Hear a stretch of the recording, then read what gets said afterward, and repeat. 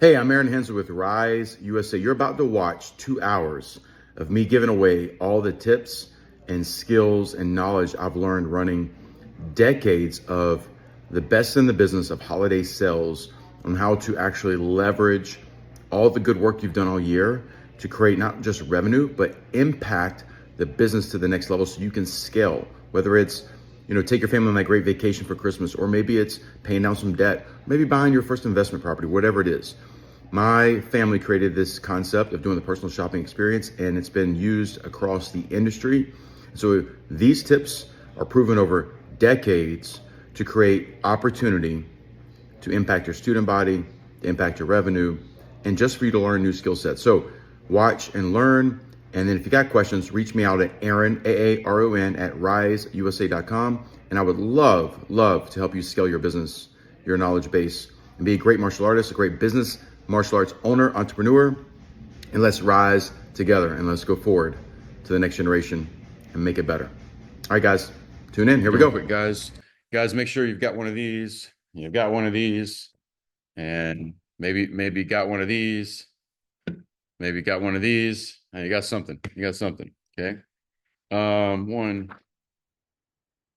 2, 3, 4. We only have 4 pages of notes to try to cover, and that's 4 pages, and those are the overviews. That's not the details of the notes. That's the overview. So we'll see if we can crush all this in one day and get you guys locked in for an awesome holiday sale this year and in the future as well too. So give everybody a few more minutes to get logged in. Just guys, get yourself situated. As we go through the process today, if you got questions, I think you guys can chat questions. That would be the best way as we go. Camera's next to me. He'll feed me questions. We'll kind of go through that. So if something hits you, you need a little bit more detailed direction. Some of you guys emailed me throughout this week here saying, hey, I need help on this specific thing.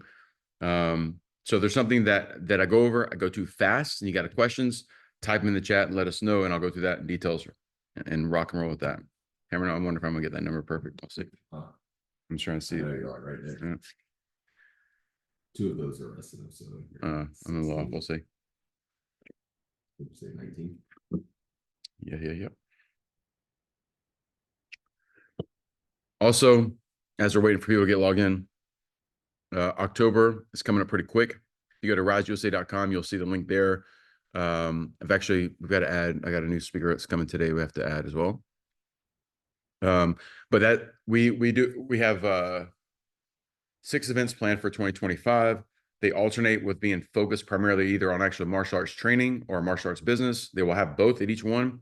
This one's going to have a lot of martial arts training to just improve the floor, improve your mat, improve the quality of your instruction, improve the quality of your martial arts, no matter what your discipline is, with some business in there as well. And they'll kind of rotate back and forth. So we'll talk about that as we go through today. All right, I'm ready to get started. So first thing, guys, listen, the fact that you're taking time, being here today, I know I see who's on the call right now. So obviously a lot of familiar people that are here. You guys tune in and you pay attention and you take notes. That's great. That's being a leader, being in the front of the game. So I just want to celebrate the fact that you guys are actually putting in the work to be better. A lot of people say they want better, they just don't put in the work. So good job for being here for that. If it's just you're the main person in that school, you're the manager, you're the owner, and your team's not here, the challenge is you have to then go disseminate this information. And so the challenge with that is, the telephone game, it gets weaker the further you go. So in the future, my next challenge, if you're being consistent, is get your team growth focused, growth minded, and whatever you have to do. If you have to push, pull, make people do it, incentivize them, whatever. I know that education leads to trust inside your business. It's going to lead to trust with you and your team. And then obviously trust converts into better product, better service, better revenue, better success, right? So first of all, we're talking about holiday sale. And just for context, in case you don't really know details, my mom and dad, 20 years ago, probably 21 years ago, came up with the idea of how we do the current holiday sale process, the one I'm going to teach right now. So this is 2 decades of proven strategy. That's not a theory, not a thought. It's what they created, and it worked. And it worked really well. So we're talking about literally, early 2000s, and in a 1-day sale at a karate school. Okay, and if you have to think about numbers, going back to 2002, 2001, actually. More than that. Wow, this is 25 years. I remember doing this in 1999, 2000, 2001. So imagine 2000, 2001, and on a one day, a karate school doing $50,000. It was unheard of. And I'm not talking about contract value. A lot of people put this number out there. Oh, we just did $127,000. They didn't do it in cash. It's a contract value. So you go back in 1999, 2000, 2001, my parents created the system. And so, I'm a young adult at this time, and I'm working in the schools, and I'm part of the process of this. So I'm learning. And then as I had my own schools, I took that concept and just improved on it. And so this is over 2 decades of proven system that works. Now, so why should you do it? That's one of the things we're going to start with, because it's important you don't do it just for money. Because if you do things just for that, you might get a short-term result, but it's not lasting, and then you'll have a lot of problems after making the money. So like, we're going to go through that starting with, but I just want to give you context that this is not something that it's a theory that we try to once, it worked once, one hit wonder. This is over 2 decades of proven systems and strategy that works. All right. Unless there's someone out there I've never heard of, I believe I'm the only school owner that has done over $1 million in revenue in 1 month. Okay. Now, for some businesses, that might be small money. There's a lot of martial arts schools right now, owners that would like to do $1 million in a year. And we did it in less than a month, actually. Okay. We did it in about a 2-week span. And that was because I just said, hey, I want to prove that this is possible. And we made a strategy to do it. And I'll go through that process too. So, this is proven results that have worked in multiple martial arts schools. And then every single person that I've taught that's followed the system has had massive success. Okay. So what doesn't work is taking part of the system and applying part of it, right? You can't take half of an equation and make it work 100%. It doesn't work. So I'm going through the whole equation. And if you do the whole equation, I guarantee you're going to have a better successful holiday sale. You'll not just make more money, but you will have a better student quality of what they believe, and hopefully they are buying into when they spend their money with you. Okay. So why should you do a holiday sale?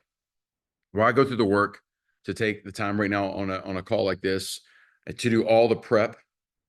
And the reality is it should be a 12-month prep. Okay. And so we'll go through some of that, but why should you do it? Okay. So here's some of the things that I did it for. And I'll go through this. Is one, it gives you the opportunity, and you do not have this very much in a martial arts program. It gives you the opportunity to explain and ask questions and to create a conversation around the value of the program that you're teaching to that student. See, normally this happens in the sell, right? In the buy and the sell of the program. And then you're hoping your product continues to do this, but without conversation, without asking questions.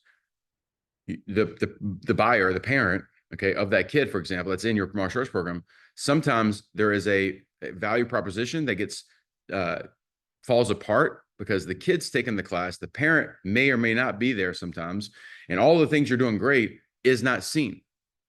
And so in their mind, the cost and the value don't align. Right? Now I'm generalizing. You probably have a lot of great parents that are there for every class. You probably have a lot of that. In reality, though, is you're going to have drop-off parents, and the kid could have a great experience. The kid could be improving his life, his martial arts, like everything's getting better. However, the value proposition isn't in your favor. And so this gives you opportunity at least one solid time a year to have people come in, spend some time with you.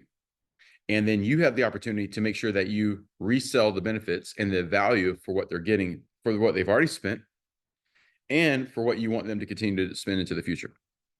Okay. Because in our martial arts program, we're not looking for, a short value of a member. We want them basically to stay forever. Right. In martial arts, they could be there 10 years, 15 years, 20 years. All right. And I've had 20-year students that have become now, of course, staff members. And so like that would be the perfect scenario where the lifetime value of a member is infinite. Okay. So one is just where you can realign the value proposition of what you already have and what you want them to go to. Then it gives you the opportunity to undercover or like unpull back the layers a little bit with that family and uncover if there's any challenges or problems that are happening that you would normally not have the time to actually ask the question. You're busy teaching a class, signing up a member, you're on your marketing, you're running your business, and you haven't had the time to spend 15, 20 minutes with them asking questions where they know they're coming in to buy product or buy services. However, you're going to start with questions, and you want to see where we as a company might be failing them, or where they might have some challenges outside of the martial arts school that we can help with. And so it will help determine if they're on the right product or the right service, and if we need to shift or change them. And uncovering some of these challenges gives us the ability to actually follow through with the promise, not the proof, the promise of what we said we're going to do, which was, hey, because most of you guys are life skill type programs. Hey, we're going to help your kid with your focus, with his confidence, with his courage, with his respect, with his discipline. And sometimes we might be dropping the ball, or we might not be doing it the best possible way. And so we want to uncover some problems. Okay. It's another way just to educate them about not just the value of the program, but what happens in the program. Maybe they don't really understand some of the services they've signed up for, and they're not using them right. Maybe they don't know what's available to them in the future. One thing, most of you guys probably have done this before, but in my martial arts schools, we would have somewhere in the school, it would say, this is a black belt school. And it's pretty common between martial arts schools across the world that I've seen. And the concept and the idea about that is you're trying to demonstrate that the goal is black belt, which then it's great, but then it programs people to think that, well, if you get the black belt, done. And if you're successful enough, what's going to happen is you're going to grow up your students. They're going to actually earn their black belts. And because they've been programmed a certain way, they think they get there, and then what's next? And for them, what's next is they go do the next activity. And so you created a problem because you didn't know it was going to be a problem, because most people don't get successful enough in their martial arts schools to keep having black belts over and over and over again. All right. And so this gives you opportunity sometimes to educate them about, hey, what's next? Hey, I know you're a year away from black belt, but let's talk about what's next. Let's do education. Education leads to trust. Okay. And so, one of those things there is just making sure that this is a conversational shopping experience, right? What my parents created 20 plus years ago was the personal shopping experience, instead of just doing the old traditional way that martial arts school done, which is send something home with somebody, almost like when you were in elementary school, they send you home this order form for the fundraising type stuff, in which typically never got into my parents' hands when I was a kid, right? Because it was in my book bag somewhere, stuffed with a bunch of stuff. Or with my kids, like I'd get it, I'm saying that's trash, And so that was how a lot of martial arts schools did this back in the day. They'd send something home, or they have a poster and you'd go select it, or you just show up and you tell somebody what you want. No wonder people didn't actually do any sales. And so the personal shopping experience. So we want to establish the value that they already are paying for and what we want them to go to the next. We want to reconnect. We want to create more education about the service and products and about who we are and what we do for them. We also want to uncover any challenge or problems that are happening in or out of the program. So these are reasons why you want to do it, besides just obviously the easy answer is to make revenue for your business. All right. So there's a couple other small reasons, but I would tell you this: and I've said this to my staff, is our focus was we wanted 100% show up rate. And even if everyone spent big old goose egg, so if we have 200 students, 200 people show up and we don't make $1, nobody buys anything, but we had 20 minutes to talk to that family and reestablish the value of what they're already paying for, reconnect them to who we are, what do we do, what's available for them, education, uncover any challenge or problems, and we actually care and take note so we can improve and help them better. If that happened and we made no money, I'd still do it. Okay. Because then I can better protect the asset of the business. I can better serve the client, the customer, the student. And overall, what's the saying about rising tides, right? Lifts all boats. And so everybody would improve if we were just better informed about everybody that's in our care. All right. Now, I don't think you could have 200 people come in and spend no money. I don't think it's possible. You'd have somebody walk in and wants to just throw money at you just because they like you. But the thing is you need to do this and need to do it right, so you can at the very least, get to know your people a little bit better outside of the normal context of classes. Okay. All right. Next. And I'm going to try to cram this in, a couple hours here, guys, the best I can. Next is dates. One of the things that people did wrong, still do wrong, and I can't understand why people in the martial arts industry still get this wrong when there's so much proof. Everyone, one of my colleagues last year had, a 200K plus holiday sale month in one location. When the average martial arts school has a hard time doing $250,000 in an annual year, it was done in a month. And we have Thanksgiving we're closed for, and like all this, right? Another friend of mine has multiple schools in the state of Texas. I trained their team for a couple of years, and they constantly do 6-figure sales at all their locations, right? And so like, it's not just that, oh, it worked for Aaron. It works for everyone I've ever helped do it that follows the recipe and the process. So I'm confused why this information is out there, and I'm giving this away right now because I know the benefit when you have a successful November, shorter December, and it gives you opportunity to grow your team, grow your education, grow your product, grow your services, and also invest in yourself, right? And so the mistake is people wait too late in the gate. They want to do Black Friday sales because that's what, they see advertised for everybody else. What they don't realize is go right now to Target or any big box retailer. Yeah, they got Halloween stuff out, but look what else they already got out. They're already putting out all their Christmas stuff, and it's September. 60% of shoppers actually start before November. Yeah, start before. I actually talked to someone the other day. They do their stuff on Amazon. They already have their list set up, and they're just waiting to get paid so they can buy everything. It's September, It says August, September, and October. 60% already. Yeah, 60% have their shopping done before November. And so if you're waiting for Black Friday or the third week in November, okay, because I think this year Thanksgiving's a little bit later, like you've missed the opportunity. People have a limited amount of money to spend on Christmas. And so like if the budget was $1,000 between the two kids, and you're now competing against the big box retailers and then the online retailers, right? Like there's only so much money. By the way, have you guys noticed the economy this year? Every business is struggling. Every business. And if businesses are struggling, guess what? That means what happens to the person that works for them? They have less money. Oh, and I know interest rates dropped a little bit the other day, but the reality is like it costs more to live anywhere in the country right now. And so you're fighting all this. Oh, and also this year we got a little thing going on with an election. And so you have these outside things that you have no control over. So the later you wait in the gate, they don't got no money left. Okay. And I'll tell you this, there's nothing. Cameron went to the mall yesterday to buy some jeans probably and some other stuff. Okay. But there's nothing in the mall.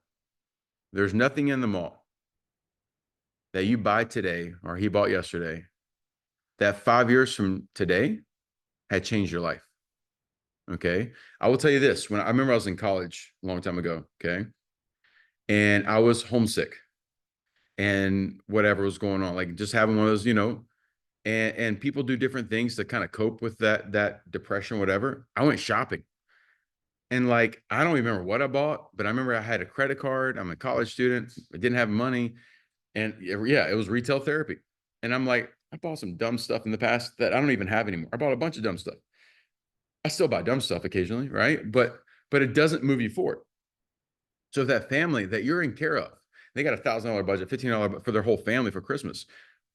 I know they would be better off spending it with you, not just to help your pocketbook, because they're going to get a service and they're going to get something that's lasting and it's going to improve the quality of their family's life, not just their kids. And so if I had $1,500 and I'm either going to go buy my kids a bunch of, electronics, which they don't need because they already got everybody's got a phone now, whatever, that's good enough for everything. I go buy a video game system, whatever it is, like that's entertainment, great. Or I could take the same money, invest in moving my kids forward in life. I'm going to feel better about that experience every time. So picking the date matters. All right. I would suggest, I think this year, November 1st and 2nd is a Friday, Saturday, I believe. I would suggest always staying before the 10th. Okay.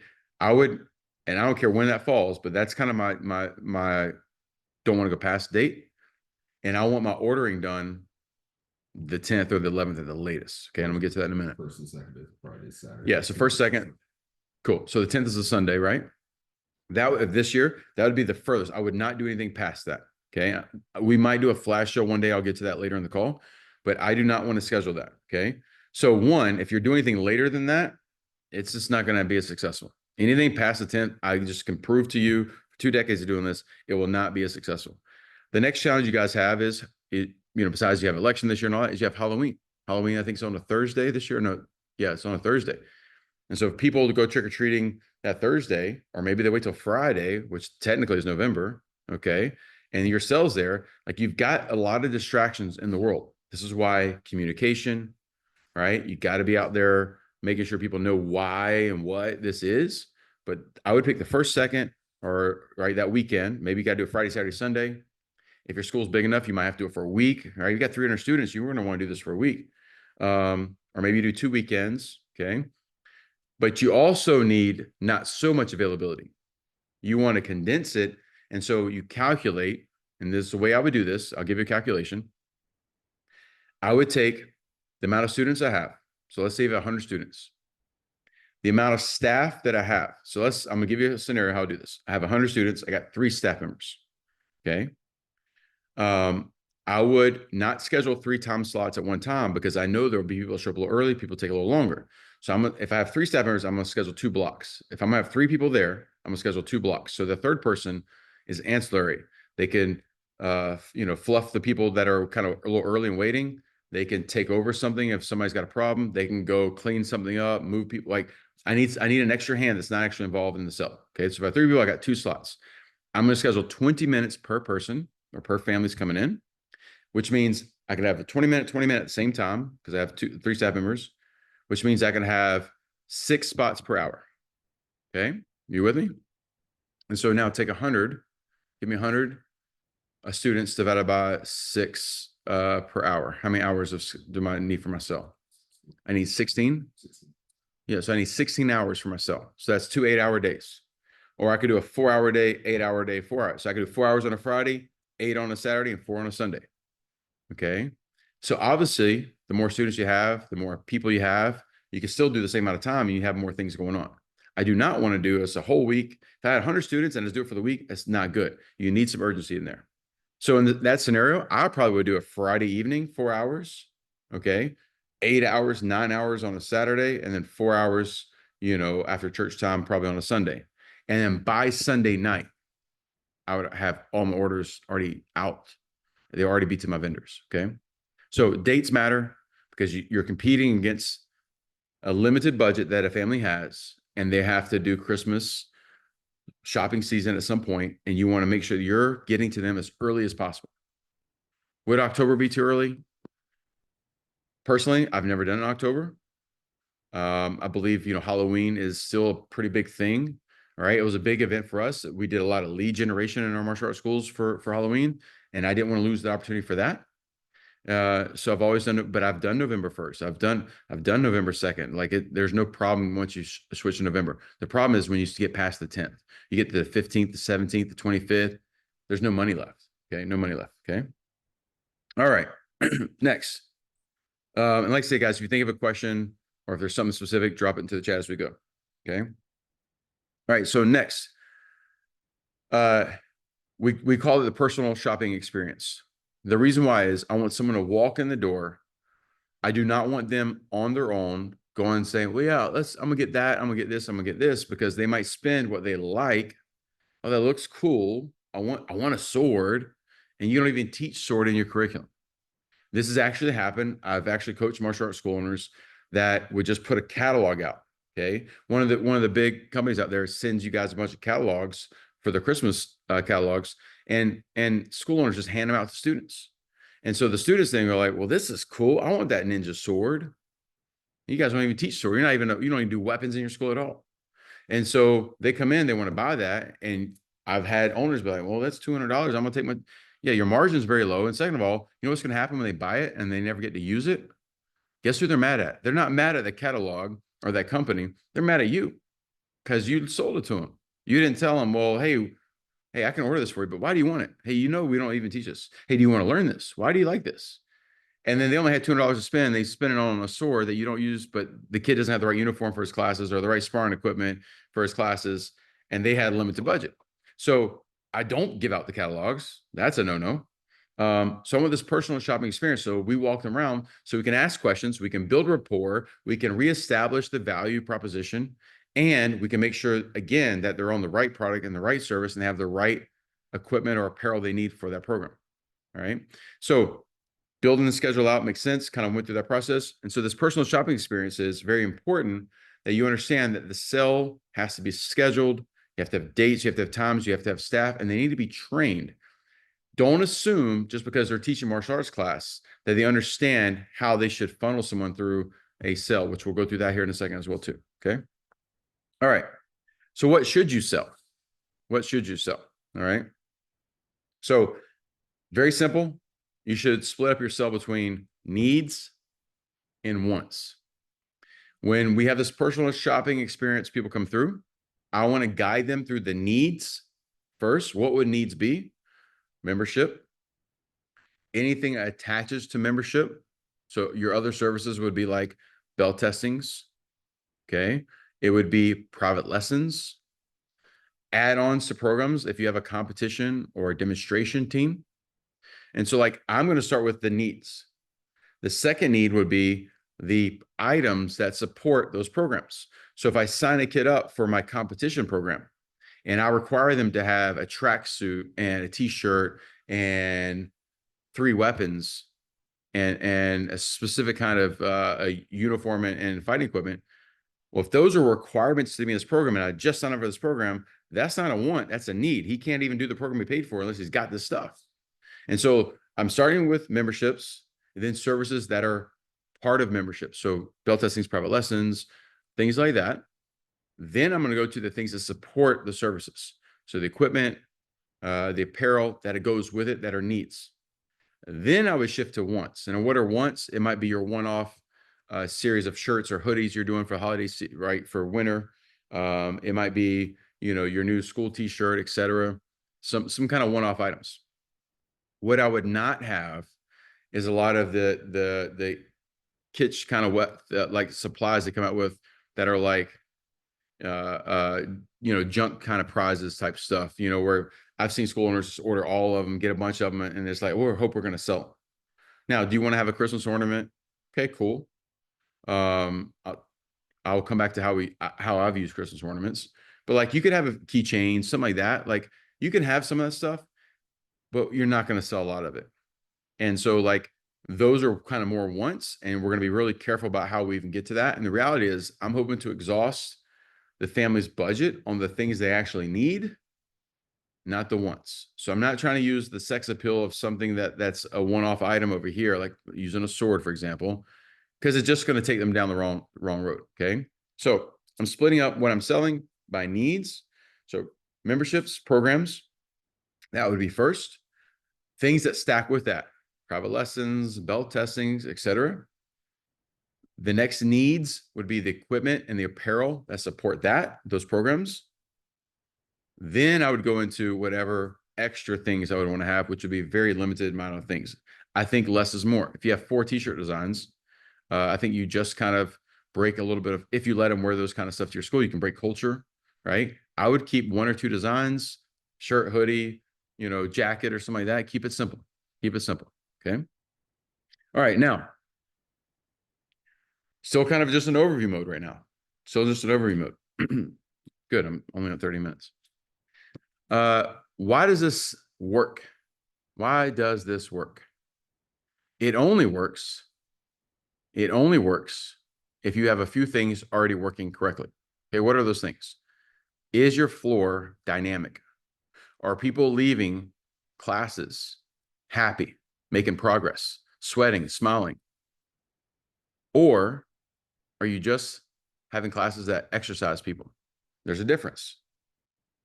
The reason why I think the word school matters when you say that to people, you're a martial arts school, you're a place of education. Can there be entertainment? Sure. Okay, it should have some entertainment. But it's a place of education, which means when people leave a class, they should be sweating. They should have put in some work. The smile comes in because they're making progress. Progress creates happiness. Progress is a way to have joy. Think about anything in life, anything that's stagnant, no growth, is actually in decline. Okay. Like that's not where you want to be. You don't necessarily need it straight up, but you need some steady growth here. And so if a kid has been in your program for a year and he still can't throw a kick right, he still has focus problems, he still can't be respectful in a karate class, well, it's probably going to be worse when he's not in your care. So a sell only works is if your product on the floor is dynamic, impactful, growth focused. So hopefully you guys have that in check. Okay. If not, one of the things we're doing in October in Vegas at that event is not only are we teaching you guys skills to make sure you're just better as a martial artist, and we're going to add to that is like how to actually execute this on the floor. So it is educational and it's entertaining and it's impactful. So people leave sweating and smiling. With no progress, there's not a result. With no result, there's not going to be any cash flow coming your way. Okay. Results are what pays. And so they have to have that result. So this sell works if there's been results on the floor. You need proof and promise. And most people have a hard time with the proof. The next thing is big mistake people do, which means their sell doesn't work. Their programs are not priced correctly. You're pricing your programs based on a monthly fee. And so how can you collect a $10,000 prepay or a $60,000 prepay at a holiday sale? How can you do this? Is because you already have a value established, you have a number attached to it. Right? And so without that, if you don't charge or price your services correctly, you don't have really anything to sell. Okay. So I'll give you some examples. Private lessons. The going rate for some of the big people in the martial arts world is $100 for an hour. First of all, no one should teach 1 hour private lessons. It's too long. And I don't care if it's a kid or an adult, it's too long of a lesson because a private lesson is supposed to be strategic and very direct towards a skill, not a makeup for a class. A private lesson is not designed to do what a class can do. It's designed to do different. It's streamlined. It's direct. And so if that person just wants to do a private lesson because they can't make a class time, they might not be the right fit because you have 20 people on the floor. You have this one person. Unless they're willing to pay you what those 20 people are paying you, it's not a good value proposition for you, the business owner. So we would never do private lessons unless you're a member. You have to be a paying member, then you qualify for lessons.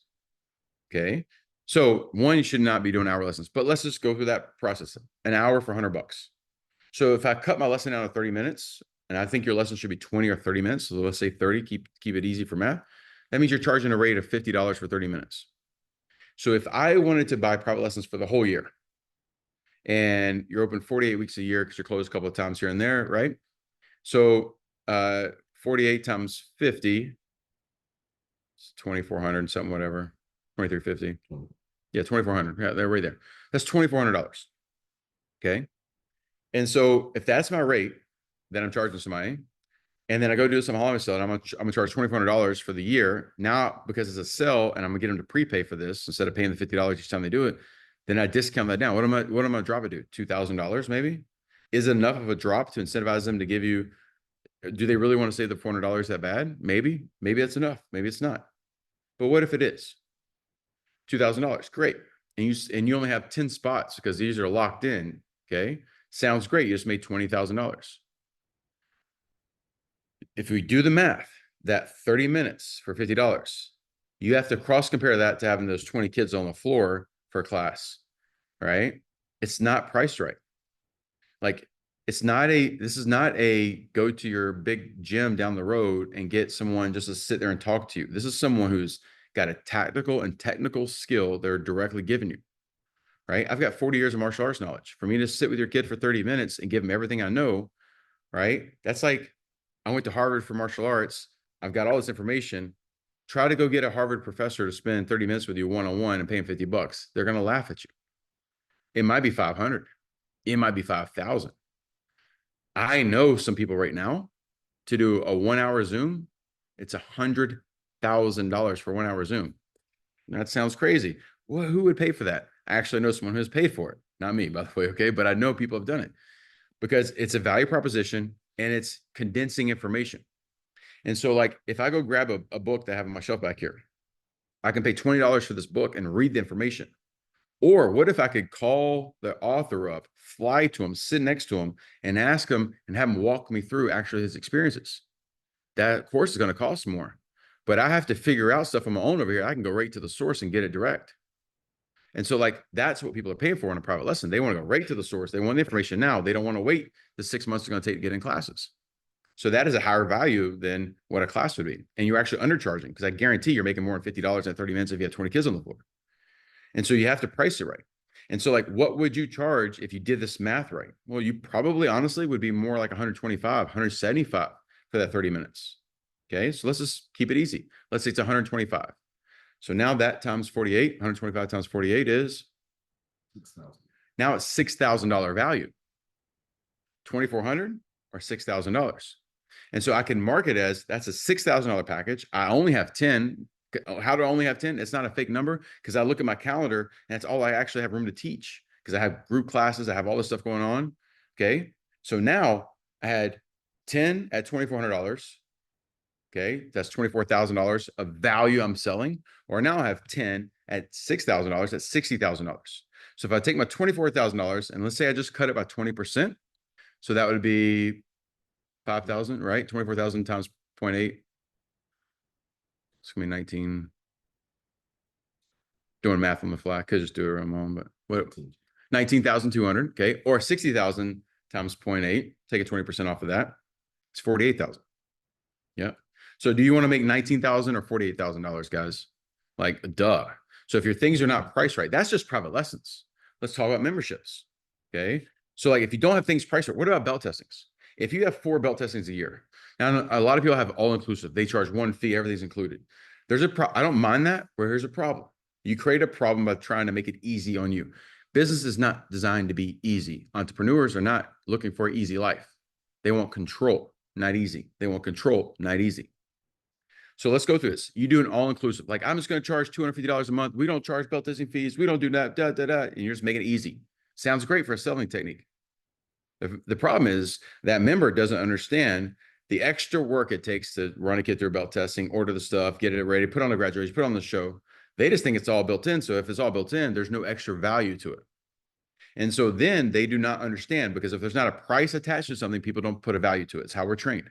Okay. This bottle of water, I don't have to show the name of the brand, but you can probably tell what it is, costs a lot more than, you know, the ones that are so plastic, so thin that you can't, like, you grab it, water squirts out. You know what I'm talking about? That's 47 cents for that water. This is probably like $1.95. I only drink this kind of water. All right. And by the way, it's just water. Like, it might not even be any better. I don't know. It's perception. I'm willing to pay 4 or 5 times the cost for perception, for what it makes me feel.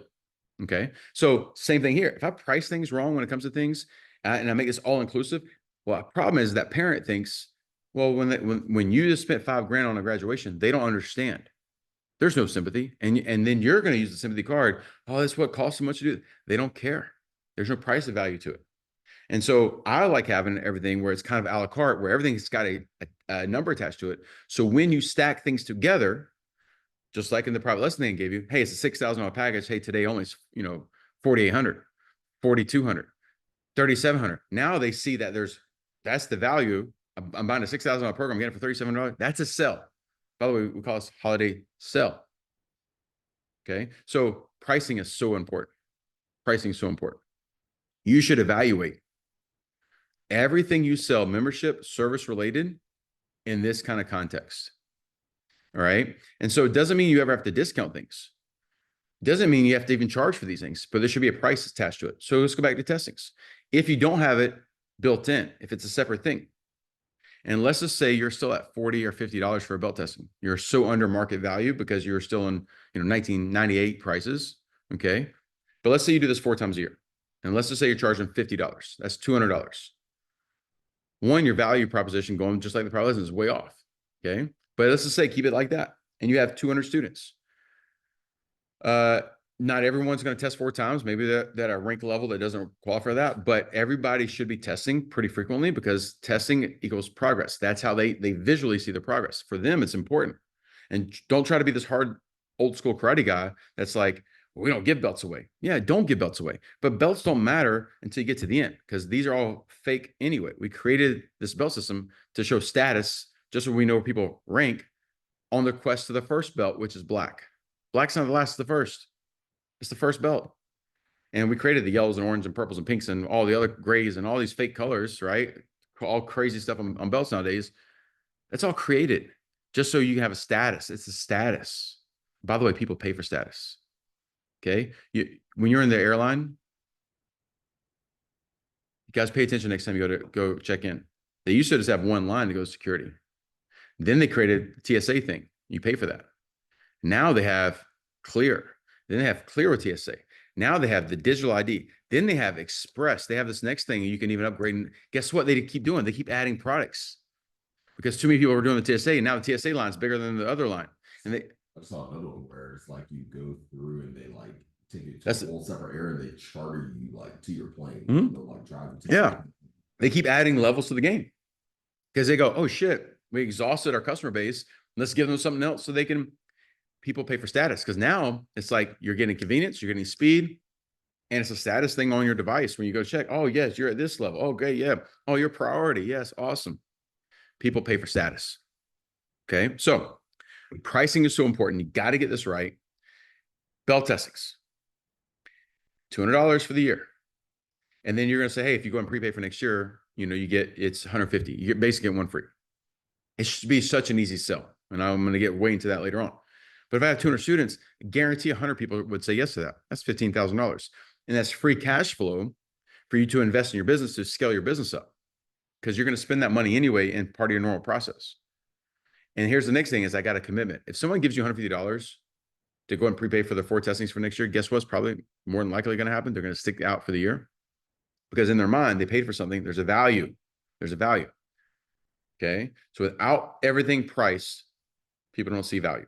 Even if you don't sell it, even if you gave away belt testings, there should be a price to it.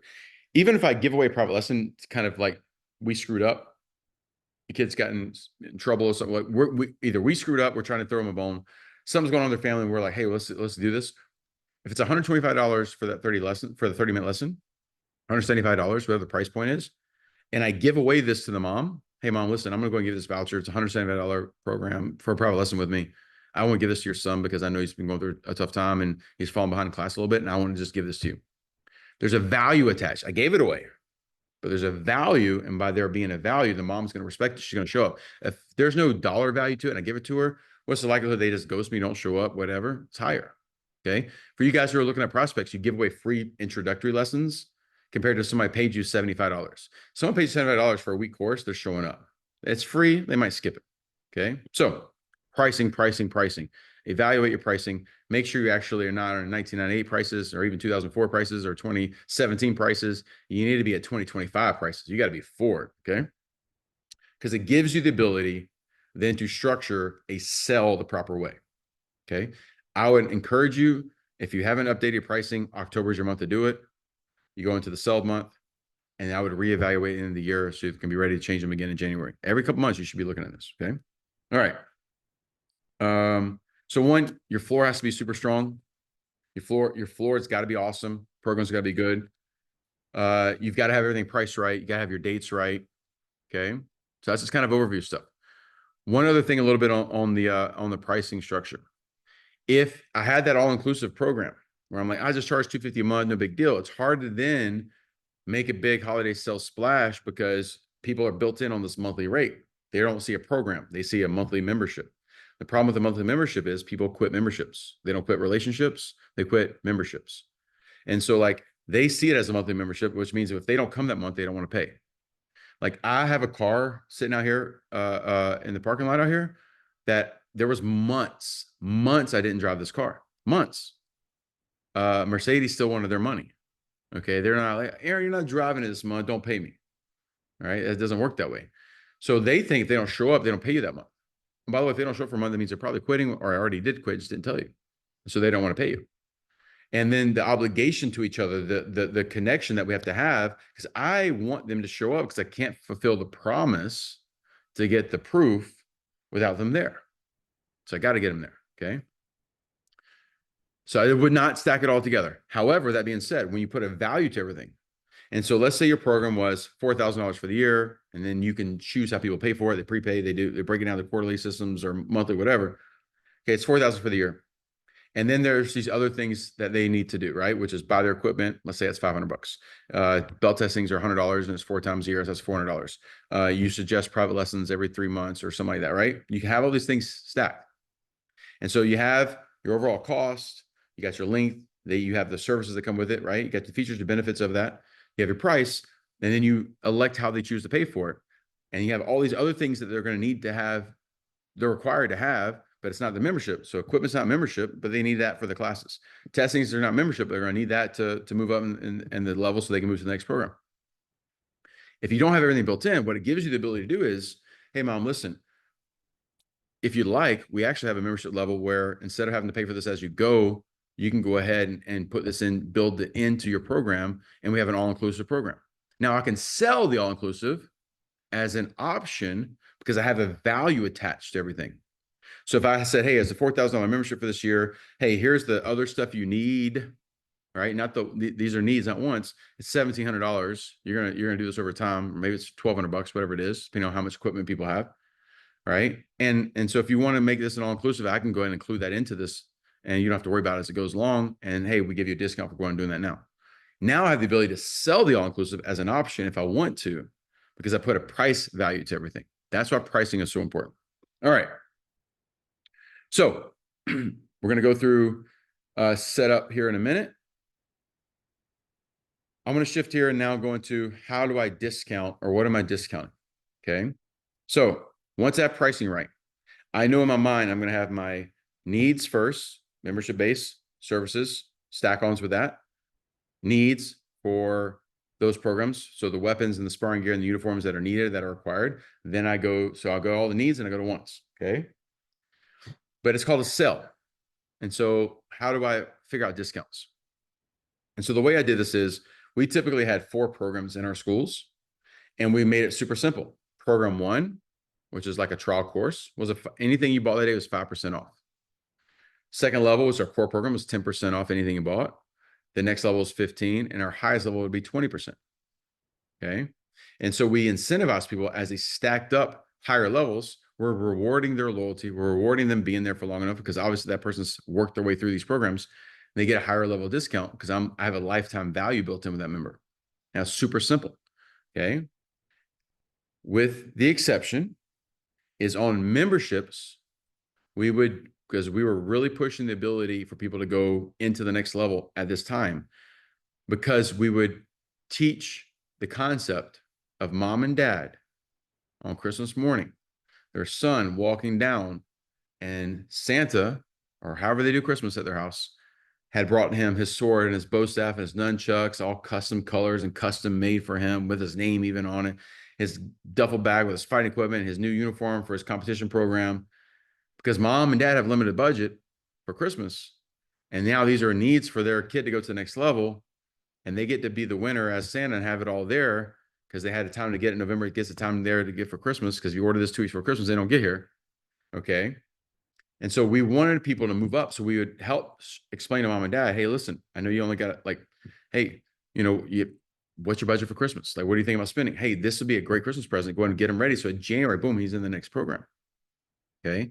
And so you start the year off strong. And so we went for a lot of upgrades into the next level tier program. We would be predicting where these kids are going.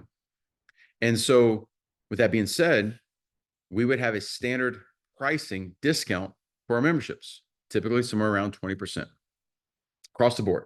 So if you're in our trial program, you move to the next one, 20% off that program. Okay. And so we wanted a certain percentage of people to prepay, certain percentage of people to go to a payment structure. And so what we did is on the payment structure, they're paying a down payment that day, and they're buying the equipment that day. And we'd start their monthly based on if they're going to start the next month or they're going to use it as Christmas. So it would start in January. If they're prepaying, we'd have the total cost. We'd do a discount, right? So let's say it's a $6,000 typical program for that course. We'd do a 20% off that. It's $4,800. And because we want to encourage the prepays up to a certain point, we would have the ability to give our staff up to a certain amount of people, certain amount of income coming in, to gift away something with that, which would be their equipment. So they need $600 equipment that they're going to pay you $4,800. They're buying $600 equipment. as a value tool. If we thought that it would get the sell over the line, we could give that way. It's a loss because it's still probably retail, or wholesale of $400 maybe. We'd take that loss to get the $4,100 up until a certain point, right? I don't want to do that for everybody. Okay. And so this gave us some autonomy as a salesperson to know what our goals are, what our tactics are, and also what my customer needs. That's why asking questions. That 20-minute block we talked about, 18 minutes of it was on the first couple processes of memberships. What program are they on? Are they happy where they're at? What the personal goals are outside of martial arts that attaches to this? What's the service they really want to get to? Like, we spent most of our time just diving into that. And so a lot of times people never got to the end of the sale because they just basically, they came in and spent $1,000, they spent $5,000, they're done. Right. Which is okay with us because we rather them have stuff they're actually going to use in the program than have a bunch of stuff they just have in the drawer at home. So discounts we did by program, 5, 10, 15, 20.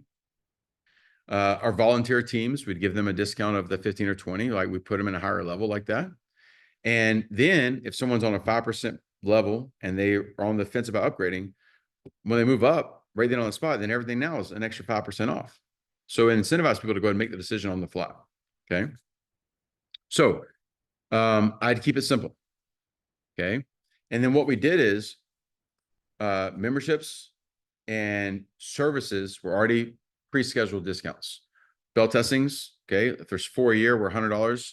It's $299 for the year, or you're going to pay $100 each time you test next year, and you test 4 times, it's $400, right? That's already pre-set up. But on the t-shirts and the fighting equipment and anything you're buying, we just picked a standard, very easy process on how to do this. Okay. That was on discounts. Next. Am I going too fast? I'm talking fast. My head's on fire. I was like, I don't know if I've been breathing yet. Yeah. All right. Next. Goals. In 2021, my focus bottom line goal was $400 per ticket per member. So the math was, if you have 100 members, that'd be $40,000. But you wouldn't have 100 members show up. So your ticket value, we would base it on 100% attendance. That was in 2021. I believe right now you should be setting a ticket value minimum of 500. And I would say some schools, probably 600 is your target. Okay. So going back to that, if you have 100 students and 600 ticket value, you're looking for a $60,000 sell. Okay. And so if you have 100 students, you probably only have 70 show up. And so like, do 60,000 divided by 70 tickets. Yeah. It's going to be like $900 or something like that. 857. Right. So like, so don't do it based on, don't pick a ticket value and then say, well, we had 14 people show up and we did do $600 per person. Yeah, but you had 100 students and you had 86 people didn't show up. That's a problem. That means you have 86 people and don't give a what about your program, or they're confused or uneducated, which means they're all quitting because they don't know what the hell's going on. Remember I said at the beginning, if I had 200 students and all 200 showed up and spent goose egg, but I had time to evaluate and learn and grow with my people to know what their challenges are and what their goals are and like where we're doing good and where we're not doing good, and they spend no money, I got a lot of value out of it. So it's not about the revenue. It is about making sure that I keep my students happy, progressing, sweating and smiling, and I need time to learn and grow with them. However, you also would like to have success financially. Okay. So I believe 500 would be the minimum I would set nowadays. 600 probably. Like if it was my school right now, and I'm the one working at the school, 600 all day long. Like I would set that as that's it. We're not going below that per person. 200 students, it's $120,000. That's how I would set my target, my goal for my sell. That's not for the month, guys. I'm talking about for the sell part. So if I have a 4-day sell and then my goal is 120K, right? I think it's $30,000 a day that we have to do. So do you have products? This is where you got to do the math. If you're with one of our group calls the other day, you have your clock, which is your calendar. Okay. You have your scorecard, which is your revenue. Then you have your map of how you get to the math to your goal. And then you have your strategy. And so in that scenario, if I have 200 students, $600 value, that's $120,000 sell, and I'm doing 4 days, $30,000 a day. do you have the right services or products that they could even spend that kind of money? And so on our memberships, we would have typically 3 upgrade programs, because if they're on a trial, it's not an upgrade. So we have our core and we have 2 elective programs. Then we would have the ability, we would sell 3 versions of what people call a lifetime membership. And these are high ticket value. You're not going to sell a lot of these. So don't think, well, we can't afford to sell too many. Like, no one's coming in spending that kind of money over and over and over again. Be like, that means you just have it too cheap. But we would sell 2 or 4 of these per location at the holiday sale. And we'd have 3 tiers. One just covers your membership until you want to quit. And once you quit, your program's over. Okay. You can't quit and come back. It's when you quit, you're done. You stay for 10 years, great. Stay for 12 years, stay for 6 years, whatever. It was not an expensive product. I think it was like $99.99, $10,000. Then our next level was when it covered your equipment and your testings. So kind of like that all-inclusive process. And it wasn't that much more. It was like $15,000. If you think about that, if I'm 9 years old and I just train until I'm 18 for the next 9 years, okay, and our average person was spending $3,000 a year. So 3 times 9 is 27,000 or 15K. Like if I knew my kid was going to stay to 18, it's a great, massive value. Because what I also know is if the average right now was $3,000, 9 years in the future, that average won't be $3,000. So they're not going to spend 27. If we just did that actual, like with inflation, they're probably going to spend like 34, 37, or 15 right now. So it is, if you had the longevity with the right person. That's why you don't sell a lot of them. And because even if everybody wanted it, not everybody's got the credit card to go swipe for 15K. And then that was phase 2. And then our phase 3 was for the entire family. Okay. So if immediate family, 4, 7, 12, no matter, it's immediate family. If they got 12, it's a lot of damn kids. Okay. I have 2 Suburbans. It was all inclusive, and it covered a private lesson for the lifetime of their program till they want to quit. And we charge $120,000 for that. Okay. Yeah. It was basically everything we have, one package for your whole family, 120K. Every black belt testing included, everything, right? That's why pricing matters. And don't think you wouldn't sell it. We sold 6 of them, okay? Because we discounted it down. We sold 6 of them. By the way, we discounted down 50%. Okay. We did 60 or 69,000. 60. Yeah. 50% discount. And we sold 6 of them. Okay. So that's almost 400K in revenue right then and there. So like, don't think, oh, no one's ever going to give me $60,000 for their family to take martial arts. Yeah. You don't believe it because you haven't done it, and you don't see anybody doing that. So like, that's why pricing matters so much. Because otherwise, like, let's take black belt testings, right? When I was a kid, black belt testings were $500. All right. When I was a kid, it was a long time ago, 30 plus years ago. I've been a black belt for 31 years. Okay. I've been a black belt for 32 years, 31 years. I've been a black belt a long time. Okay. Longer than the camera's been alive. That was $500. Whatever I bought 31 years ago, that was $500, ain't $500 today. Okay. My son's 16, his car costs 4 times the amount of my first car, and his car had 100,000 miles on it. That's crazy. His car was $16,000 and it has 100,000 miles. Ain't nothing from 30 years ago costs the same today. So that $500 test today is probably $2,000. Okay. For black belt tests. And then if you think about it, and a lot of times parents aren't prepared for this because you didn't educate them when they're going to have to pay for it, and you surprised it on them. They're freaked out and pissed off at you because they were confused by it. But if you have a $1,500 black belt test, what you have the ability, because of the way you price it, is when you need to stack or give extra value, I'd rather not discount. So, hey, a $6,000 program I can sell you, and I can take 20% off and sell it to you for $4,800, or I can give you this $1,500 service that you're going to need anyway. Pay me. You're going to pay me in 2 years anyway, because your son's 2 years away from his black belt test. I can add this and stack it in here right now when you pay the $6,000. I'd rather do that because the parent's going to give me the $1,500 in the future anyway. So I get $1,400 today or $6,000 today. I'd rather be in control of my future with the money than hope I keep them long enough to get them to there. Okay. So that's why pricing matters so much. All right. Whenever discounts, there were some discounts I was trying to get to. Oh, goals. Okay. So I would not do less than $500 per ticket per value based on 100% of your student body. And you want 100% show up rate. You want 100% show up rate. And so now that brings us to communication. Okay. 1, You time block out your cell. You've already picked your dates. You did the math on how I explained it to you on how you figure out time slots. Then now you have to get everyone to know why, WHY, they are almost required to pick a time slot. And so you should start communicating ASAP on the whys. Okay. If you guys send me an email right now, actually send it to Cameron. Cameron's going to drop it. We have, is it 18 forms of communication? We already have pre-done emails and texts that you can use. We're going to just give it away to you for free. And I would start this on the September 30th as a Monday. And one's an email. 2 days later, do a text. 2 days later, do an email. 2 days later. And you want to give a why. And so you could take ours as a template and use them, or you can use those and then still do your own. But communication, communication, communication. Don't tell them, hey, there's a sale, sign up for this. That doesn't tell them why. They need to know why they should be coming, and it needs to be slanted in a way they feel required to be there. One of the pushbacks people are going to say is, well, we're not available, we're out of town. I still have them scheduled, and I do a FaceTime, and I walk them through the appointment the same way.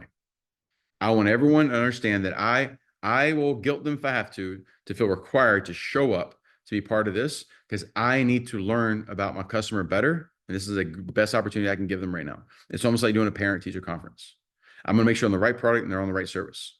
And so I like traditional old school way is pen and paper on a sheet of paper with a spreadsheet of the times available. And you can do a digital version. You should be able to do both, but you just gotta consolidate at each day with these. The reason why I like the clipboard and pen and paper is because as the instructor, I can say, hey, parents, real quick, I got all the kids ready to roll. Hey, parents, I know you guys have been hearing about our holiday sale coming up November 1st and 2nd. I need you guys to make sure you're there. I want to spend the time going through the process, make sure your kids are on the right product right now with their gear and on the right membership base, and also where they might want to go next year. So we can talk about that. Hey, I'm going to hand this to Billy's mom down here real quick. And if you just pass it down, pick your slot real quick and then pass it down, guys. All right. It's all that's available. I like having this because everybody's in the audience. I'm going to put it in their hand. I'm not going to have it on my counter. Hope they walk up to it. I'm literally going to hand it to them. Okay. And then when it gets to the end, they're going to hand it back to me.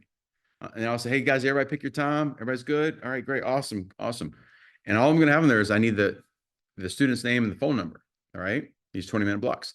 And you can have the digital version. So you're sending that out, emailing it out, but you got to actually make sure you don't have this piece of paper and then have that, and you don't ever consolidate the two of them on a regular basis. Okay.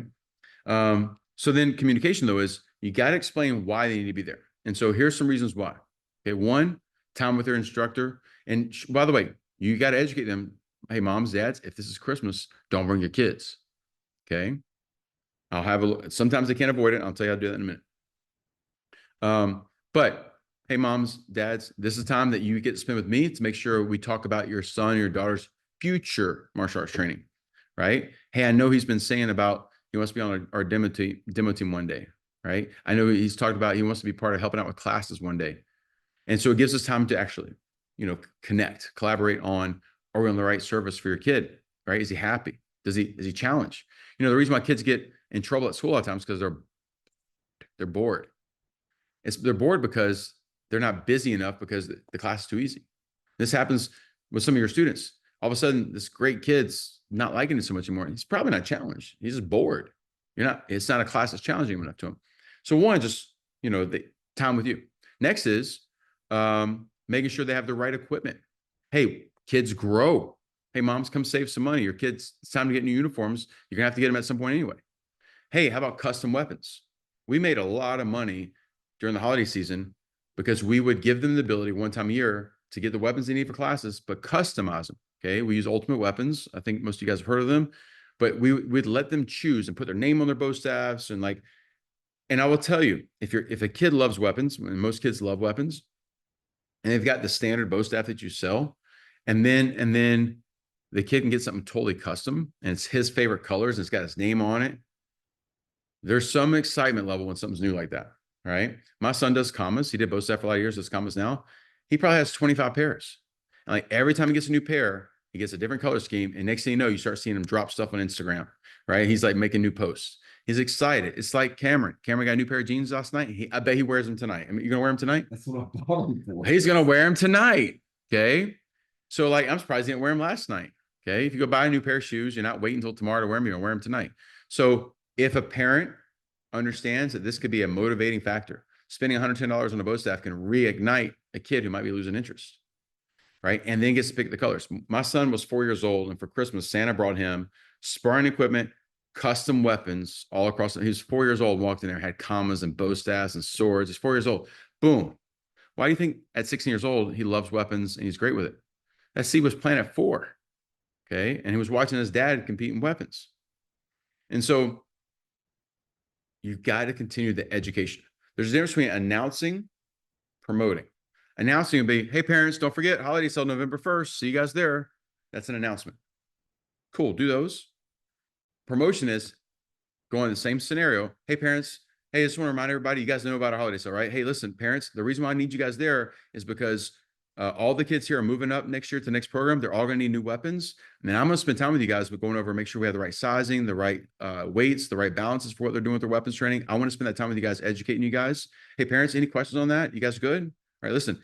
Also, hey, kids, I know you just heard you talk to your parents about buying you stuff for Christmas. Make sure you keep reminding them. Like, I'm going to get both. I'm going to, because look, kids are your best asset. If you're a parent on this call, and your kids everyone like, mommy, mommy, mommy, daddy, daddy, daddy, mommy, mommy, mommy, daddy. My daughter does this all the freaking time.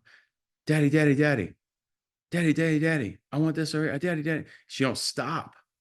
Get your kids to their parents going, mommy, mommy, mommy, mommy, I want a new bow staff. Mommy, I want a new sword. Mommy, I want to move to the next part. I want to be a competition team. So announcing or promoting it, frequent. It's got to happen every class, every day. And if it was my school, it starts Monday of next week, minimum. Okay. All right. So email Cameron if you guys are interested to give you guys some kind of pre-done emails and texts. You can add to it. You can use a template. You can do more, but it kind of gets you started as well too. We're also going to send you guys later today just a file that you can use to do your actual order tickets. We're going to get to that in a minute too. Okay. Communication should start, I mean, pretty much now. Everyone should at least know the date. But right now, your communication can be, hey, parents, save the date. Hey, parents, save the date. Here's what we got going on. Okay. But this is the communication game. And today's September 20th. Like, I would say Monday the 30th would be the latest I would start my communication. If you don't send something out today, 30th would be the latest to start. We talked about signups, having a sheet, having virtual. I know there's so many options on virtual signups. Some CRMs you haven't built in as well too. There's not one that I like more than the other. I know a lot of people use one called Sign Up Genius. There's a lot of free ones, a lot of paid ones. There's not one that I've ever seen that's perfect. So use what you like and what you understand. Simple enough there. Okay. All right. Whenever discounts, communication, I'm going to do order sheets in a minute. Role playing. All right. Role play with your team. Don't assume because your instructor knows martial arts and teaches classes that they understand the goals when a kid is on their core program and maybe needs to move up in the next 9 months. It's November. And so if this kid needs to move up in, let's say, June, why would I wait to the kid to start in June? Maybe, let's say he's not even qualified till June. A holiday sale is still the opportunity that I can sell this. I can even sell it, collect money, even prepay in full. And if I have a 6-month gap there from January to June, I can choose how I want to handle that. Gift them that program because they prepay for the next one, have them just pay an additional fee for that, whatever. But if your instructor is not educated enough, they'll think, hey, just do that in June when he's eligible. And then that $6,000 sale walks out the door. And guess what? Something bad experience happens in March and they quit. Right. And so like, I'll give you a great example. By the way, we have 3 spots available. You can hire me to come out or Cameron to come out for 2 days. Okay. Friday and Saturday, the 1st and 2nd of November, or the 8th and 9th of, there's my thumb. There we go. 8th and 9th of November. For under $4,000, we do our own travel. We come out there, we help with your team, and then we work the sell with your team. Okay. Last year, Cameron and I went to a location and did this together. The very first person that walked in, did a plus $4,000 sell. Cameron ran the ticket. But Cameron ran the ticket because he took over for the instructor, because the instructor did exactly this. The instructor was like, oh, what do you need? Okay, you just want to do that? All right, hey, good. And it was going to be less than $400. Less than $400. And I was like, Cameron, he didn't do any of the stuff we trained him to do. Go like, and by the way, I told that owner that staff member was checked out for a long time. Eventually, did he eventually quit, I guess, or whatever, got fired? I don't know what. He was bad DNA for a long time in the school. Like I saw it right off the bat, but that owner didn't want to take the pain point of getting rid of it. Right. I'm telling you guys, it's so much more expensive to keep a bad staff member. All right. Then you think it's like, oh, I can't deal. Yeah, take the loss now. It's so much better. But anyway, Cameron takes over the ticket. That person ends up ringing up very first sell over $4,000. And so for under $4,000, you can have one of us come run your cell. And I guarantee that scenario is happening in your schools right now because instructors don't like being salespeople. And they are the best asset for selling. You guys are instructors on the call. You're the best asset because you know the program really well, but you don't like asking for money because you probably don't have the money to spend. And so you don't push on people because you think it's hard selling. The reality is people want to buy, they're there, and they rather spend their money with you than go buy a game system or something dumb that is going to hurt their kid. You're going to help their kid. And if people pay, they stay. If they don't pay, they quit. So it's the truth. Okay. Things that you're not committed to financially, you eventually give up on. I guarantee the divorce rate in America would be a lot higher if people didn't have any retribution financially from divorce. Now, I hate saying that, but a lot of people stay in a marriage for the two things they say. Okay. The kids, they're miserable in their life. They hate their life. They hate their marriage, but they stay because of the kids, which means their kids' lives probably not that good. And they don't want to deal with the financial fallout, starting over, child support, all that stuff. If that obligation was taken away, there's a lot of people to be like checked out all the time. Okay. But when people are paying for something, it creates commitment. By the way, sometimes those marriages improve because of the fact they're forced to stay together and work through some shit. Guess what? I bet you students have quit your martial arts program who, if there was a little bit more commitment somewhere financially, they would have stayed and actually would have worked through whatever the challenge is. Maybe the challenge is you're not asking enough questions. I'm just saying, I know for a fact you guys are losing money because you got weak people on the floor who have not role played. You're just putting them out there, assuming they know the product and services. And then a parent comes in and says, oh, we're just here for a bow staff. And that instructor goes, oh, let me show you the bow staffs. Well, yeah, that one's $110, but you don't need to spend that much. Get the $60 one, which is a shit product. And the kid's going to perform poorly, which means he'll hate bow staff, which means he'll eventually quit. So you made $60 to lose the $6,000 because you have an uneducated team, because they don't understand when people pay, they stay. And when they spend more on a better product, they actually have a better service to them. The kid has the right weapon. He actually can use it because his hands are small. Jackson was 4 years old. If I have just bought him a cheap standard line bow staff, he would have hated bow. He would have hated bow. He would have hated commas.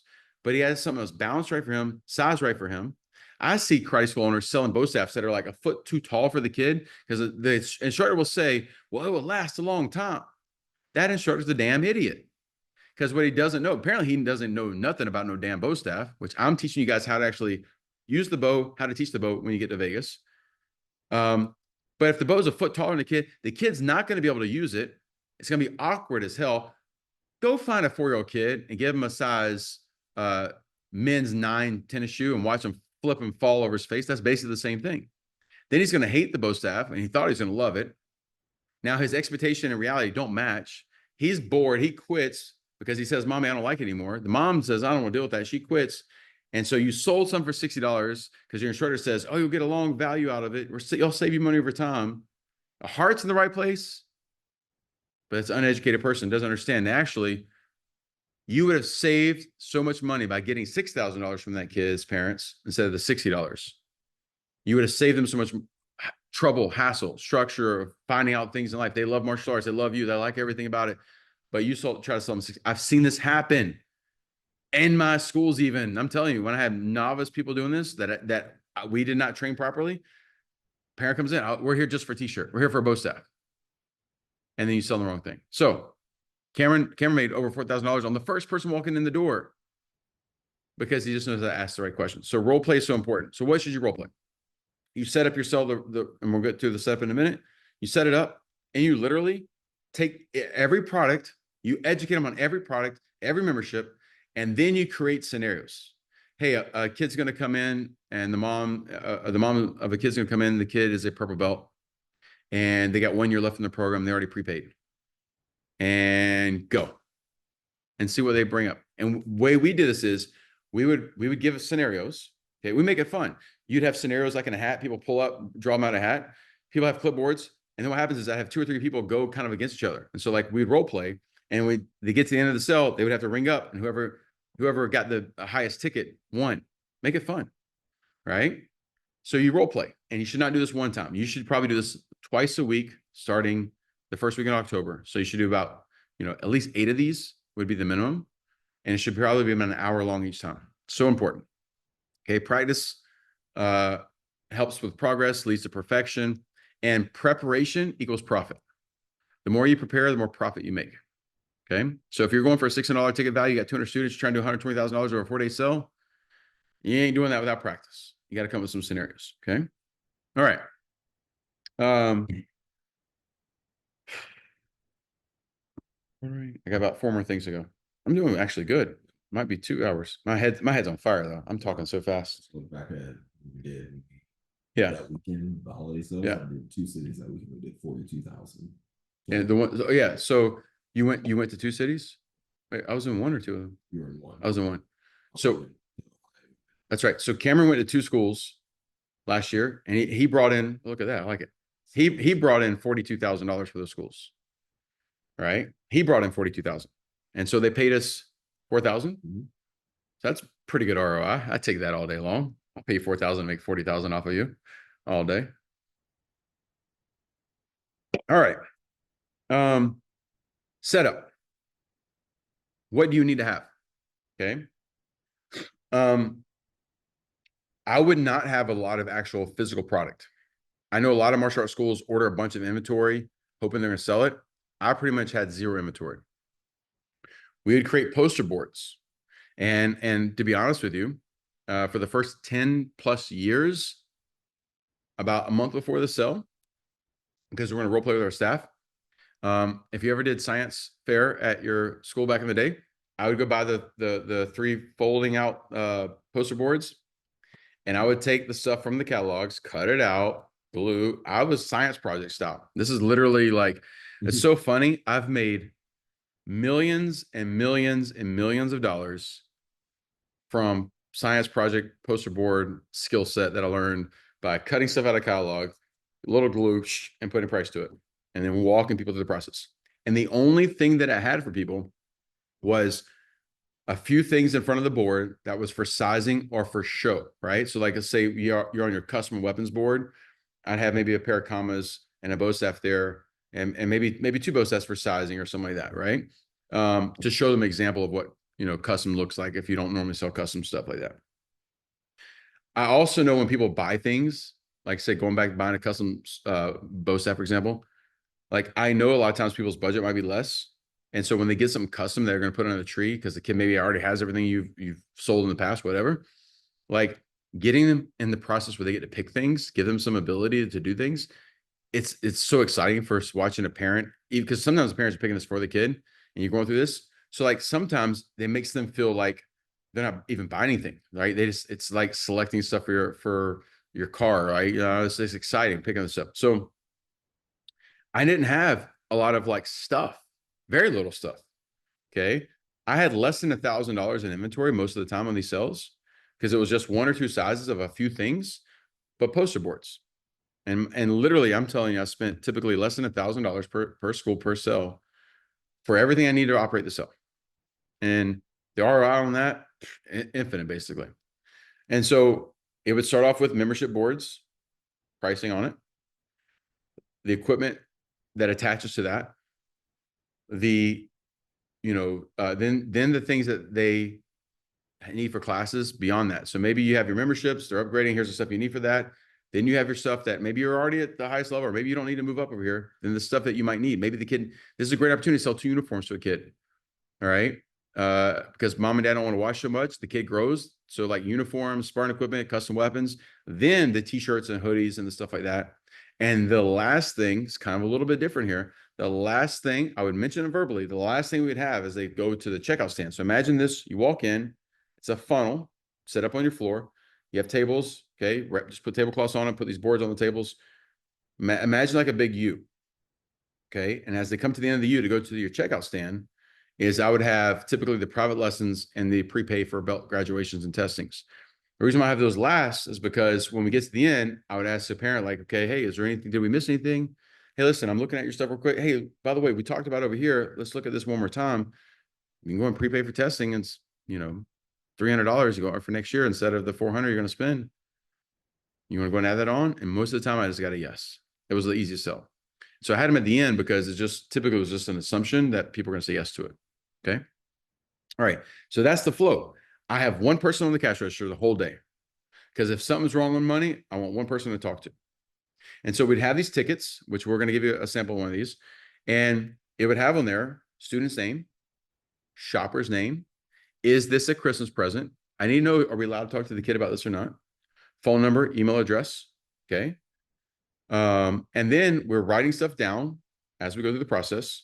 And so when I hand this ticket over to my cash register person, I would verbalize, hey, Johnny, obviously, Susan's moving up to our competition team program. It's already on there. Hey, it's got all the custom weapons. You might want to look through that. Hey, I already gave them their upgraded discount to 20% since they're on that level now. That's pretty cool, right? Hey, and she did say she wants to add on the belt testing stuff. I'm in front of the customer, the parent. I got my cash register guy. I'm telling them all this stuff. I'm basically just like making myself communicate really good with this. So it says handing a sheet. So there's time for us to ask questions. And then I'm going to say goodbye to my customer and then go pick up the next one. It's a handoff. You should role play this too, by the way. Okay. You should be very professional when you do this. Okay. What you should not be doing is, oh my God, because I've seen it happen. We're behind the counter. Oh my God, this mom's about to spend $15,000. That's cool. And you're talking about the money, and they're like 5 feet from it because you're excited. Like the first time you guys ring up a 15 or 25 or $30,000 sale, it's exciting. It is. Okay. Cameron, I was texting. Yeah, he's ringing up a credit card for $60,000. He's shaking. Like, is it going to work? I don't know. He's texting. I wasn't with you. He's texting with me. He's like all freaking out. All right. It's exciting. Yes. But also be a pro, right? Like understand that this is money people worked hard for. And we got to be good stewards of it. Okay. So that handoff's got to be working right. The only thing that I really added to it is obviously your school's decorated with Christmas stuff, and somewhere you have a holding pattern where people show up early, or if they need to linger and they talk about it, where you have some coffee, juice, donuts, etc., something little people can snack on, whatever, which gives you the ability that sometimes if you're undermanned, one of your guys had to go do something, whatever, you can say, hey, listen, I'll be with you in a minute. Go grab a donut, grab some coffee, whatever. Kind of send them to a holding pattern. And if you have the space and if you have some volunteers, you could have a section set up where kids can come hang out away from the cell and somebody can kind of be with them, because you will have parents that can't have their kids at home and they got their 6-year-old that brought with them. And you don't want the 6-year-old around mom, because what happens is the 6-year-old starts pulling on mom's, what's it called? Dress. Well, not dress. Whatever. Not what? Shirt. Yeah, it's fine. I was thinking about the song Superman's Cape. Never mind. Anyway. Mom's got a cape. She does. All moms are superheroes. You didn't know this. But anyway, you don't want Cameron doesn't have any kids yet. He doesn't know what I'm talking about. But you don't want the kid pulling on mom, distracting her from having a conversation, because she'll get frustrated and she'll just leave. And so I need someone hanging out with the 6-year-old over here. Okay. Hanging out with Oliver, hanging out with him and spending time with him and keeping him busy so mom can actually do her thing. Okay. So that's the process. Keep it simple. You should not be spending a lot of money on your setup. By the way, once you invest the money on the tablecloths, if you didn't have them already, and if you have the ability to kind of set up some backdrops in the future that you probably use for your testing and graduations, like once you spend the money, like it's a one-time cost. So keep it super simple.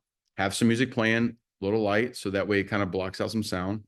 But make it big U. Make it very easy to flow through, where people can go through, okay? And you don't need a lot of stuff. We did have things that they could grab and go with. Christmas ornaments, okay? Maybe you order 25. Maybe you can say, hey, the first 25 customers come in, get a free Christmas ornament if you need incentivized stuff, okay? Or everyone that spends, $1,000 gets this, and you already have it in stock. You have it right there for them to take and go. And then you have some stuff that's inventory in your school that you can't get rid of, that maybe you have at the very end, it's cash and carry. And then if someone spends 12 grand with you, you're like, hey, pick out 5 items off that table, you can take it with you, right? Make people feel good. If somebody spends 12 grand, they walk home with nothing, like that don't feel good. At least let them walk home with a couple of shirts and stuff that you just, you were having a hard time selling anyway. Okay. All right. Woo! So I got more. No, I still got 2 pages. Yeah. You already touched on about like creating like that barrier between the refreshment area and then the cell walkthrough. Yeah. I think another thing role playing too is just making sure that you don't have customers that are walking into the cell unguided because you have that personalized experience. And I've seen where some people will let people walk through and they're already looking and shopping for everything they want. So by the time you get ready to start the sale, like it's hard for you. That's actually a really important thing. You do not want people unguided walking through your cell. And so you almost want to have a start point and an end point. And it's just like the mat. You don't let people just walk on the mat during the class. Because what happens is if you're with a customer and you don't have that set up properly, that's where that extra person is not working the cell. He's kind of doing this. He's kind of working the holding tank, or she is. Because a parent will walk in, and if they're unguided, they walk and look what you got. And they're like, okay, yeah, we're just gonna get the shirt over here. They've already made a buying decision, and you haven't been able to take them through asking them questions. I'd rather them spend no money. Matter of fact, I had people come in before. This has happened when I've been present, and we didn't have enough. We're understaffed that day. Someone kind of did this situation. They were like, "Oh, I was gonna get the shirt," and I was like, "Hey, listen, I can't sell that shirt." I'm like, "What do you mean?" I'm like, "Unless I spend time with you and go through, I'm just not gonna sell the shirt." I made the person leave, come back to a different time because they were coming in when it wasn't their appointment. I'd rather lose a sell to follow a process and a system and do it right, because I would underserve that person if I just sold them a t-shirt. Okay, so having your setup and role playing this, and that's why role playing is going to tell you if it looks right. Okay, I have to have a start and a finish. It has to have a flow. Got to have my team present and available. If you're a one-man show and you need extra staff for this, you could actually hire someone, just like lots of stores in the mall, just for holiday season. You could hire one of your parents, for example, right, to come in, train them, role play with them, and give them incentive. Speaking of incentive, staff pay. You should set a target for yourself. We talked about that. And I would incentivize your staff above and beyond their typical pay structure. Now, maybe their pay structure is already set up where it's just based on gross, and you don't have to do that because it's already built in. But I would pick a metric, even if you have that, I would pick a metric then that's highly measurable, incentivized, that you have a big payoff for. So I'll give you some of those. If I have 200 students and I can have 200 people, if I could have 100% attendance, I would be over the moon. That means my school is in massive success mode. Like it's untouchable at that point. Like, to me, that would be a reward to my team above and beyond. And so if I have 200 students and I got 3 full-time staff members in that school, and they can get 100% attendance, even if they have to do virtuals, whatever, and I can say they log 200 customers walk through, maybe it's an extra $1,000 per person, right? Or an extra 1% bonus on their gross if that's how you're paying them. Like, and if you do $120,000, that starts adding up. Like, I would incentivize that. And then I probably would start that somewhere around 70% attendance and maybe scale that up to 100. So like, hey, 70%, if we have 200 students, 140 students show up for this cell, maybe it's an extra $300 a person or whatever. It doesn't have to be great, crazy numbers, but some incentive. Maybe it doesn't have to be, it could be an extra day off. Okay. Like we actually did when we did the 1.1 million during our cell, we were only scheduled to have Wednesday, Thursday, Friday, Saturday off for Thanksgiving. And I said, guys, we'll close all the schools down for the whole week if we hit our target. You'll get those extra days, and I'll pay the price as the owner of if anybody's upset about it. Okay. And they hit the number and we closed for the whole, by the way, that was a paid week. They were paid for that time off. It wasn't like they got time off and they weren't getting paid for it. They got paid. They were gone for a whole week, and they got great bonuses that month too. So like, it could be time off, but have some metrics. One for me would be attendance. Okay. Sign up in attendance. Obviously revenue is pretty easy. And then if there's a certain level of program that you really want more students in, incentivize that as well too. And so this is the one time of a year that I would go above and beyond your typical pay structure for your staff.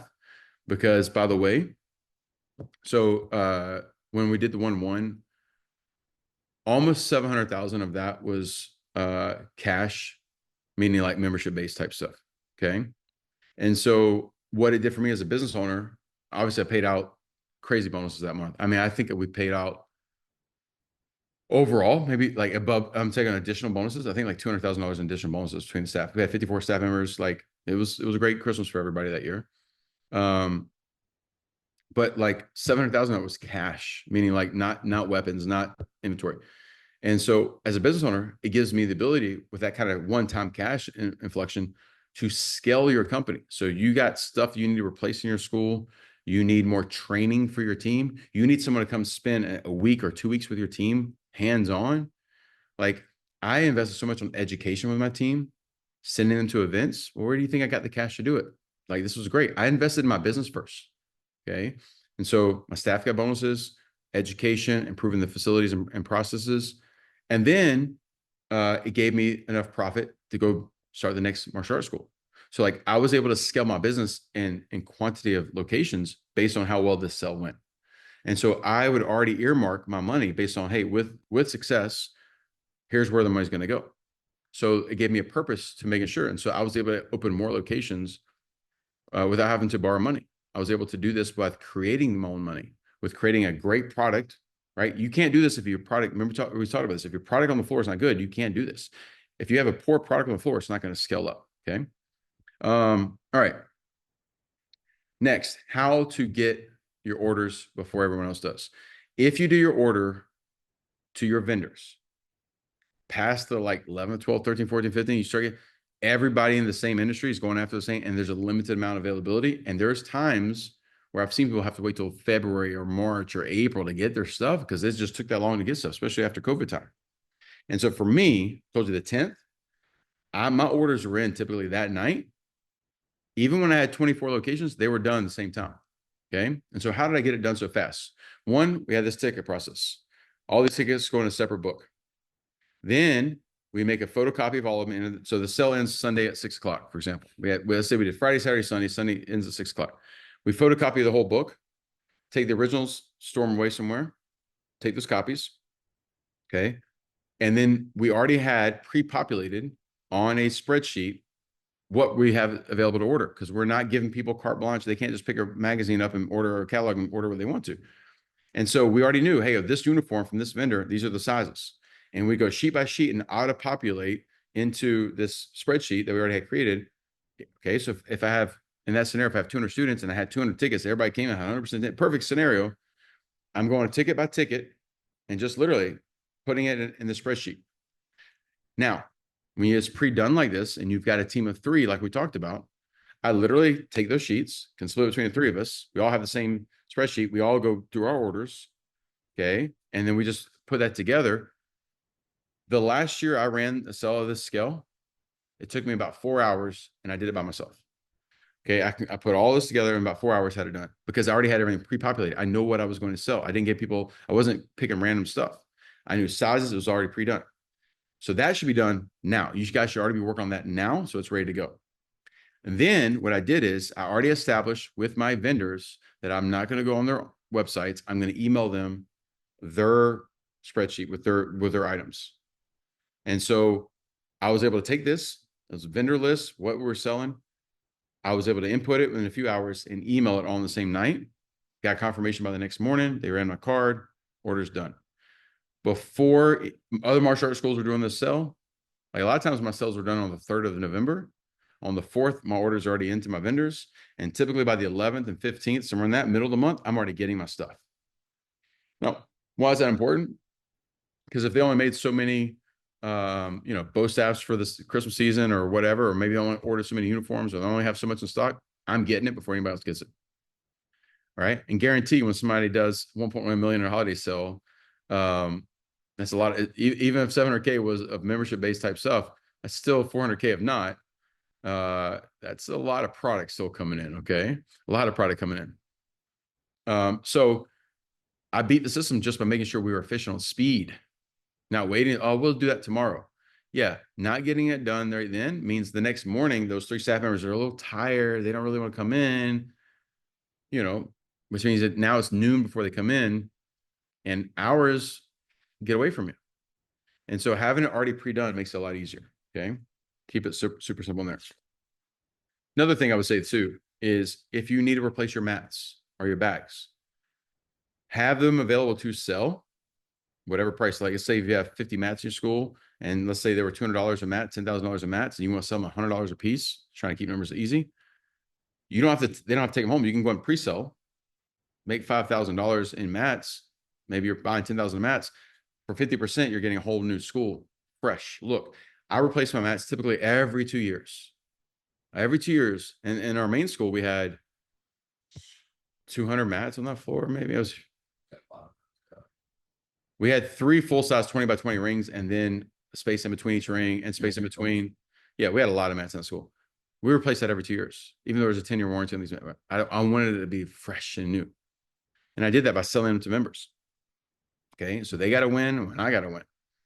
Same thing for your bags, your kick shields, things like that. So that's one of the things you can do. Next, doing a VIP day.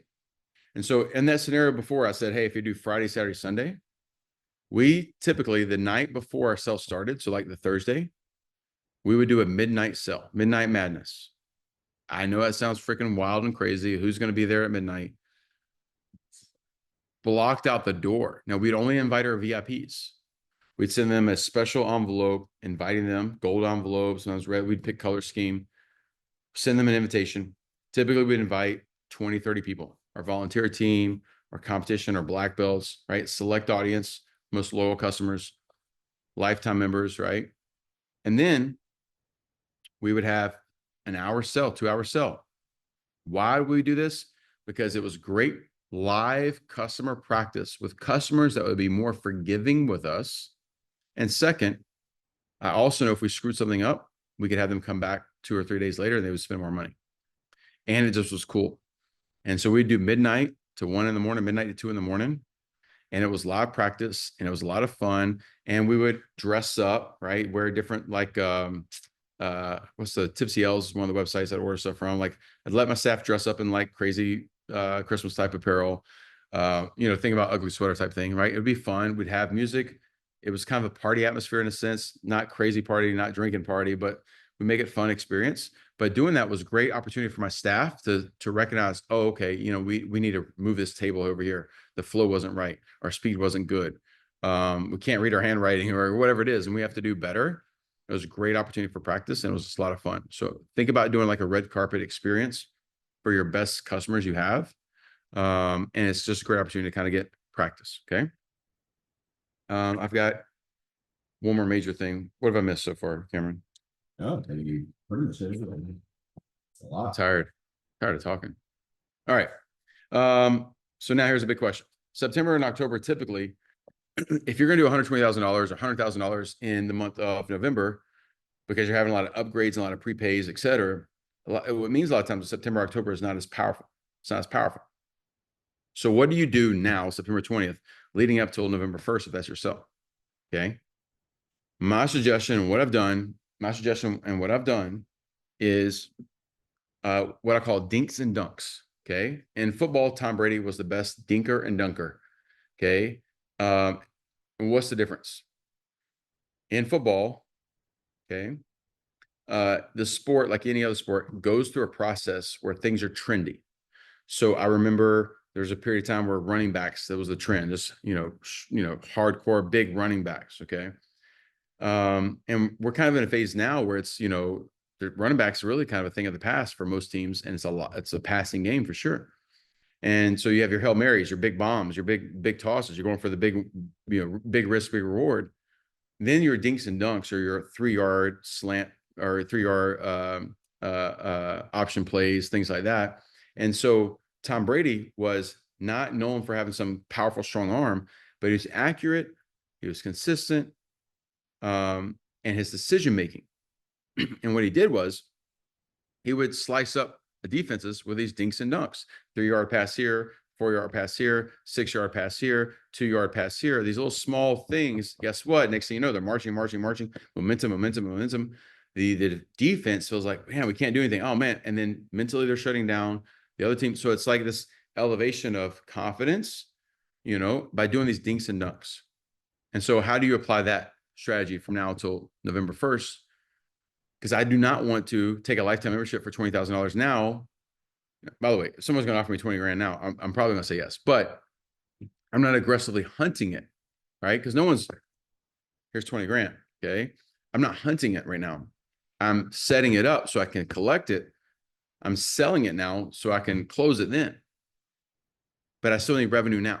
So these dinks and dunks would be, what are the things I can sell with, mid-size revenue base that does not take away from that opportunity in November. So in September, I would collect the fees for the next year's competition team. And so we would typically charge you know, depending on the year, but let's say between $1,000 and $2,000 in that range for them for the full calendar year to be a member of the competition team. And we collected the money always in September. And so, Cameron, at your school, how many people are on that team? 40 people or so? Yeah. Yeah. So 40 people in a school. Just that school. Yeah. And that was one school. So 40 people. And let's say it was $1,200 as an average between renewals and people are on the team before and new people. Okay. So like you're making 50K just on that in September, which makes, and by the way, it's not tuition yet. We're not talking about the students there. So like that made September, which September is our testing month too. And that school always did about 10K or so on testing fees. So like just from that, September was pretty good. That's why timing is so important. And why would I want to do that in September is because those people then are going to need to buy the products. They need to support that level of training, which they'll do in November. But if I try to do all that in November, remember they got a limited budget. So I probably exhausted their budget in September, to be honest. And those type people, they're only a one sport, one activity family. They're like travel baseball type people, right? Yeah, they're the ones who spend the most money because they're doing one thing. They're a martial arts family. That's all they do. So collect that money in September. They're kind of recover mode in October to pay you more money in November. And so that's why timing matters. I don't want to do it too early in the year because it doesn't make sense because it's for the upcoming year. And I don't want to do it all at one time because then they're not going to be able to afford, most people will not be able to afford to do everything at one time. So that's September. Okay. So if you didn't do that, obviously that was a lost opportunity that you want to fix for next year. And you want to make notes on things that those are lost opportunities. Okay. So in October, I'm looking at what are the things I can sell for October, November, December for the people that I know are going to maybe move up to the next level program in November at the opportunity upgrade. So selling a private lesson package for October, November, December, somewhere around $750 to $1,000 to the people that I want to buy the private lesson package for the next year. So if you don't have 10 people and 10 spots, okay, and you're like, I've never really tried that, Aaron, look at your schedule. Maybe you don't have 10 spots. Maybe you have 7. Then I want to think about who are the 7 people that need those lessons because they're on your competition team, they're tested for black belt, et cetera. They want to do lessons for the whole year leading into something. I'm going to go to those 7 people and offer them a package that takes them to the end of the year. Then make sure they start in October, make sure they have a great experience. So when I hit them up in November to renew this based on that $6,000 program that they're going to do for $4,800, they already see the value in it. So are you running private lessons right? And that's the question you can ask me in the future on a different call. So that's a dink and a dunk. Okay. Another one is you're going to have a certain base of your students who are not going to upgrade in November because they don't qualify. They don't fit anywhere in that. And I'm going to look at those people and I'm going to look at where their program is and create an opportunity for them to stack or add on an extension to the program. So they're on my core program. They don't qualify for an elective. They're halfway through the cycle. Okay. So say I did a 24-month program. They got 12 months left. I'm going to give them an opportunity to extend 12 months in that program right now. Collect it only as a prepay, still probably try to upgrade them at the holiday sale, but in reality is they're probably not even going to do the renewal at the holiday sale. So that's a dink and a dunk. All right. That might be a $1,500 or $2,000 sell type thing. So I'm looking for these small ancillary things that won't take away from my November, but can make sure that I still hit revenue targets for October. Okay. So I'm looking for these small wins, not small and like selling a one-off weapon. I'm looking for small as in, you know, getting some private lessons stuff so I can get a renewal on those at the holiday sale, getting some extensions on people's programs, okay? Or even creating opportunities sometimes for people to buy off their program. Maybe they owe you $1,200 left in the program, giving them to buy it off at a discount. So then, let's say someone has that $1,200 program, I sell it to them for $1,000, right? They save $200. They come back to the holiday sale, they're looking at stuff. Then I go for my upgrade and say, hey, look, I know you paid off your $1,200 program last month, save $200. What if I gave you a $1,200 value to that? Like, what if I gave you the full value? You only paid me. I'm not giving you $1,000. I'm gonna go and pretend like you gave me the whole $1,200, and let's go ahead and move you up and use that as your initial payment for this program. You give them extra value there. Okay, that math works in their favor so good that makes it easy if you already collected the money in October for them if they're on the fence to incentivize them.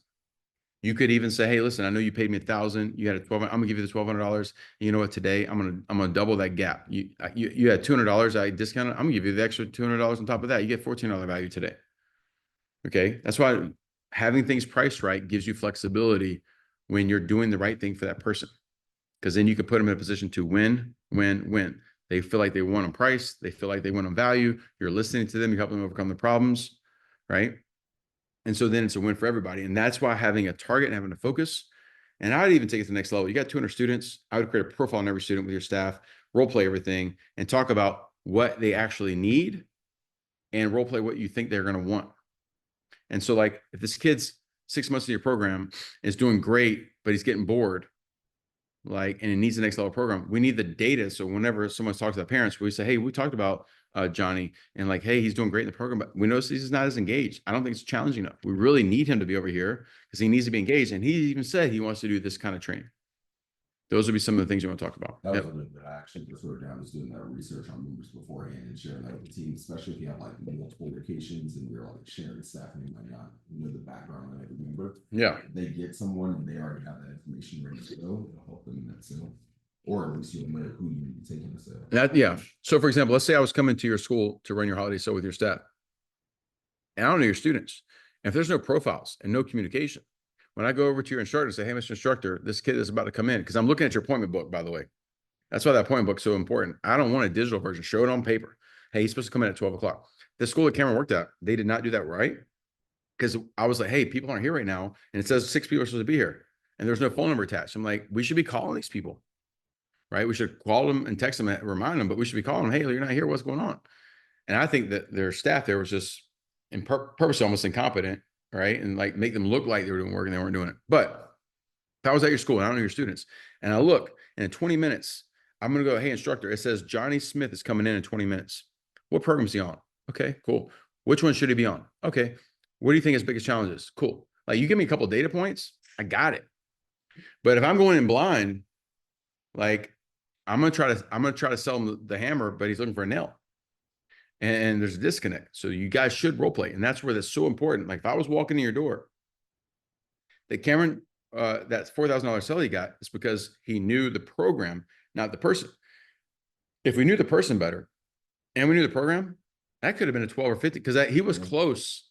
He was close to doing, I think, was it 12 or 15 he was going to spend? He was one to do one of those. Yeah, they were close to 12. Yeah. He ended up spending 4 and almost spent 12. And if we would have had more data ahead of time, it probably would have been $12,000 sell. That's a huge difference. It was going to be $400 for the staff member who knows the student. Cameron got it to $4,000, and it could have been 12 if they would have had more research on the person that they could have given us. That's huge. Okay. All right. I'm going to pause here. If you guys got some questions, start typing in. If you want the emails and texts that we have pre-populated for you, email us. Las Vegas is coming up quick. Okay. That's on our website, Rise USA. Cameron, I think, dropped the link here. Make sure you guys register for that. If you're not registered, guys, don't just verbally tell me you're coming. You got to get registered. If you need help with that, reach out to me or Cameron on that. We've got a great list of people there that are going to be working with you and your team. Those events are interactive. Like, bring your whole damn staff. I know. Oh, Cameron screen sharing. There he goes. Bam. Here we go. And we got to add. There's another person who's adding right here now. I know a lot of you guys are like, don't have the money to spend, don't want to spend the money, whatever you want to say. The reality is nobody's ever got the money to spend. Nobody's ever got the money to spend. You spend the money anyway, because you're investing that money. Okay. But have your people there. I promise it will be fun. It'll be exciting. They'll be leaving sweating and smiling. And if you have a staff of 3 and all 3 of you guys there, you take notes, you look at them at the end of the day, you're not there for a vacation. You can vacation any other time than you want to. You're there to grow. You're there to grow. Okay. Be there for Vegas. I told you about the pre-populated stuff. Then we got 3 spots, right? It's cheap. $37.50. We pay our own airfare. We pay for our own hotels. We'll fly in there on Friday. We'll role play with your team again. One last thing. We'll run the sale Friday with you guys and Saturday, and we'll leave Saturday night. We got 3 available spots for that. Pre-event, we'll virtually role play with your team some. So we'll create some of these scenarios we talked about, work with your team. We'll virtually go through the layout, how it should be and what you need. But time is important because you need already your vendor list pre-populated pretty much by the September 30th. Everything should be done. All October is role play. I would not do any, like, what are we going to do? When are we going to do what?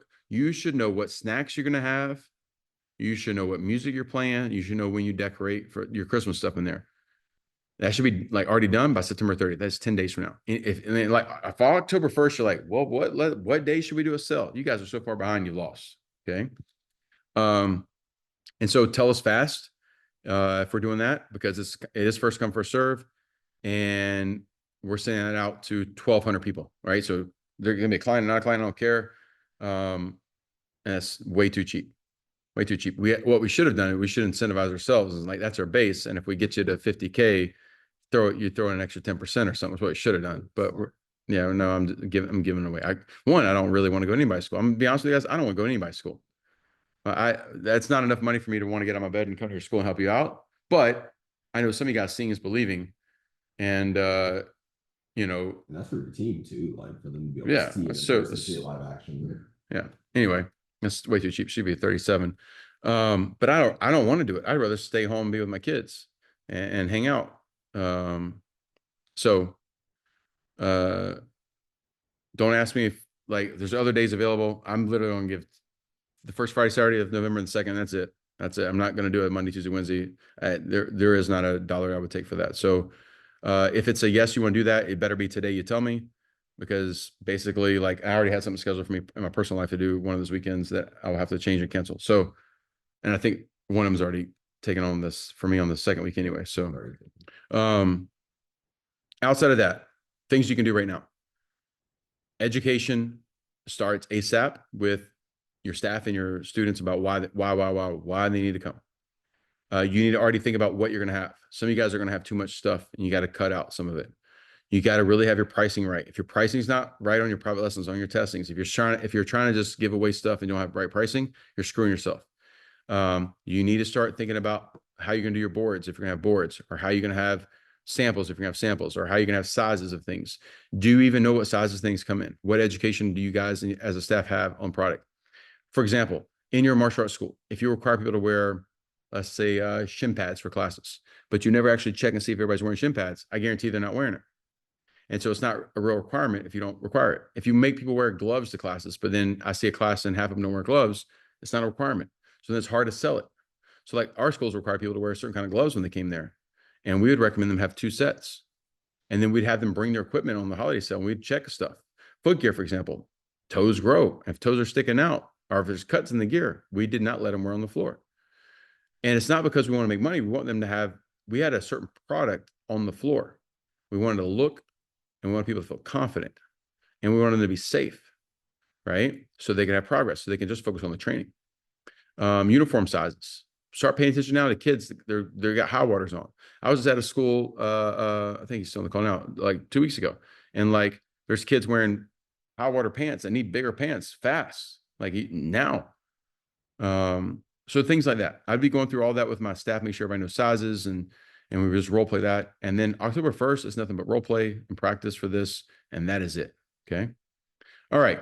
No questions? I did too much stuff. That was awesome. I did that in 2 hours. I said 3, but I talk fast. I mean, my head's on fire from talking so fast. Let me look through my notes real fast. Did I miss anything? Guys, I'll give you guys literally a few minutes to type a question in here before I look through my notes, make sure I didn't miss anything. I typically, like I said, my typical target, I saved all my data and all my orders for all the sales I've ever done. I never deleted anything, kept it because I wanted to compare. Okay. I believe in one of our schools' high points on the last that I was physically present in myself. By the way, the last 3 years I ran sales, I was at no location. I was at what I call the war room. I was available by phone call and on a computer for anybody, any place, any location, anytime. But I believe we were averaging like $900 a ticket. Okay. It was pretty awesome. $900 a ticket. So just kind of do some math on that. And so like, I would not set a target less than $500 per ticket, per member. I would really highly think about like, that's gotta be your baseline. $600 is probably good. If it was a high level school, if it was like one of my main locations, okay. I had 2 of my locations do over $1 million in revenue a year by themselves. Like those locations, we probably would be setting a $750, $900 like target, right? We would for sure, the school at Cameron ran, school that we had in Atlanta, we would probably be setting a 250, 300K target for the month. That probably would be our focus, right? So just like, because goals you set are goals you get type thing, you gotta have them, you gotta know where you're measuring, where you're aiming for, and it's gotta be some incentives for yourself. Like for me, my incentive was that was good money I could pay my staff. I was proud writing checks because I was like, one of the bonuses I know when we had that crazy month is I know someone went and bought a vehicle for his family. That's awesome. Another one took his family on the first vacation ever. That's freaking awesome. It made me feel good. Our success led to them having things they never had in their life. And December's a short month. And so it gave us revenue to kind of sometimes, help a month out that we knew that we were going to be closed a weekend for Thanksgiving, a week for 2 weeks for Christmas, right? And for me, it was money that I would go start my next location, impact the next community over. Okay. And that's how I was able to scale. No questions? Cool. Sweet. All right. Cam at riseusa.com, Aaron at riseusa.com. If you want the email list, if you want the order list, and then register for Vegas. If you're coming, if you're not coming, tell me you're not coming. Say, hey, I'm not making it this time. No big deal. 6 events next year, basically every other month somewhere. And martial arts and business training. Okay. Hey, anything we can do to help you guys? And then also 2-3 spots available for Cam or myself coming to help you run your cell with us. Okay. Yep. And who are the options for vendors? I mean, vendors are a great question. Like vendors would be, obviously you have your big martial arts retailers. So you have your Asian Worlds, your Centuries, your Tiger Claws, et cetera. Okay. Those are vendors. Weapons would be like Ultimate Weapons is who I use. If you have a t-shirt supplier, like this company right here is a local company, a mile from here. So they would be a vendor, like whoever you get your stuff made from. This company does like design or whatever like that. If you don't have like, if you need shirts made and you don't have that, you can reach out to me. I've got people who can do that. But for us, we typically had 1 or 2 big martial arts vendors. Okay. Century Martial Arts was one of them. Ultimate Weapons was a martial arts vendor of ours. We typically have a t-shirt vendor that we used. And then, I mean, really we had like 5, I think. We would order mats from a company. Yeah, ours was like 4 or 5 vendors. That's it. Super simple. That's it. Yeah, super easy. Because we try to stay away from any of like the gimmicky type stuff that we know wasn't profitable or just stuff you end up having a bunch of inventory of. Like people are like, oh, I'm gonna order a bunch of water bottles. People don't buy no damn water. They don't buy them. They don't buy them. They don't buy them. All right. You think your mom's gonna go to the gym with the water bottle with your company on it? She don't do it. Okay. If she's going to the gym and she's a Lulu mom, she's got the bottle from Lulu or Aloe or whatever the company is. Like they already have their tribe. Okay. Like, so it doesn't sell. You can't do enough volume on it. And so like, I didn't want a bunch of just junk. Okay. We're not a retail store. We are a place of education. And so, your vendors are pretty simple for the most part, but within those vendors, you're not selling all the products. Okay. Speaking of which, I will tell you this. I love weapons because to me, weapons are musical instruments. So kids that play guitar or drums, right? Or let's say if some kid plays baseball, he owns his own glove, he owns his own bat, and he's got some balls. He don't have one glove for life. He might keep a glove for life, but he's got a bunch of gloves. He's got a bunch of bats, a lot of balls. Okay. And so like weapons are our version of musical instruments or those tools. And so like, I don't want to sell somebody a bow staff one time. And that's all they have. I want them to get it. They love the bow staff. Now they're going to get their own colors. Right. And we can control that. We've done series where it's a one-off series, for example. Right. But typically a kid eventually loves a weapon and them getting their own custom design. There's something about that gives them some ability, but also too, it's theirs. And you don't make a ton of profit, be real. Like, I don't even know the profit margin right now, what would be if you sold a bow staff, but I do know this. When people spend money, they stay. When people pay, they stay. And so if a kid buys a $110 bow staff and I make 20 bucks off of it, great. I'd rather him spend 110 on the product that's gonna be great and he loves it and he'll stay. And the dad is not going to let his kid quit in February when he just spent $3 grand on this kid in November. So I know when people spend money, they stay. There's many times that I've stuck to things because I'm like, I'm getting my money's worth. I've eaten food that I didn't like because I'm like, I'm getting my money's worth. All right.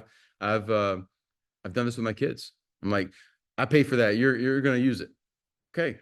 So like November's your chance and dates matter. You got to make sure you're not too late in the game. Now, would I have a one-day Black Friday flash sale for one product? Sure. How about this? It's $400 for your belt testings. You sold it for $299 in November for your holiday sale. The people who didn't do it, I literally say, hey guys, flash sale, Black Friday, or whatever day you want to do it on. Okay. $329 prepay for your belt testing for next year. I'm not going to give it as good as it was. It's got to be different. It's got to be work. It can't be as good. It's not fair. Your private lessons can be a flash sale. Okay. Your memberships can stay on discount and change the percentage, go from 20% and maybe it's 10% the rest of the month. You can still have other sales, but it can't be the good one. Okay. Because those products can't come in.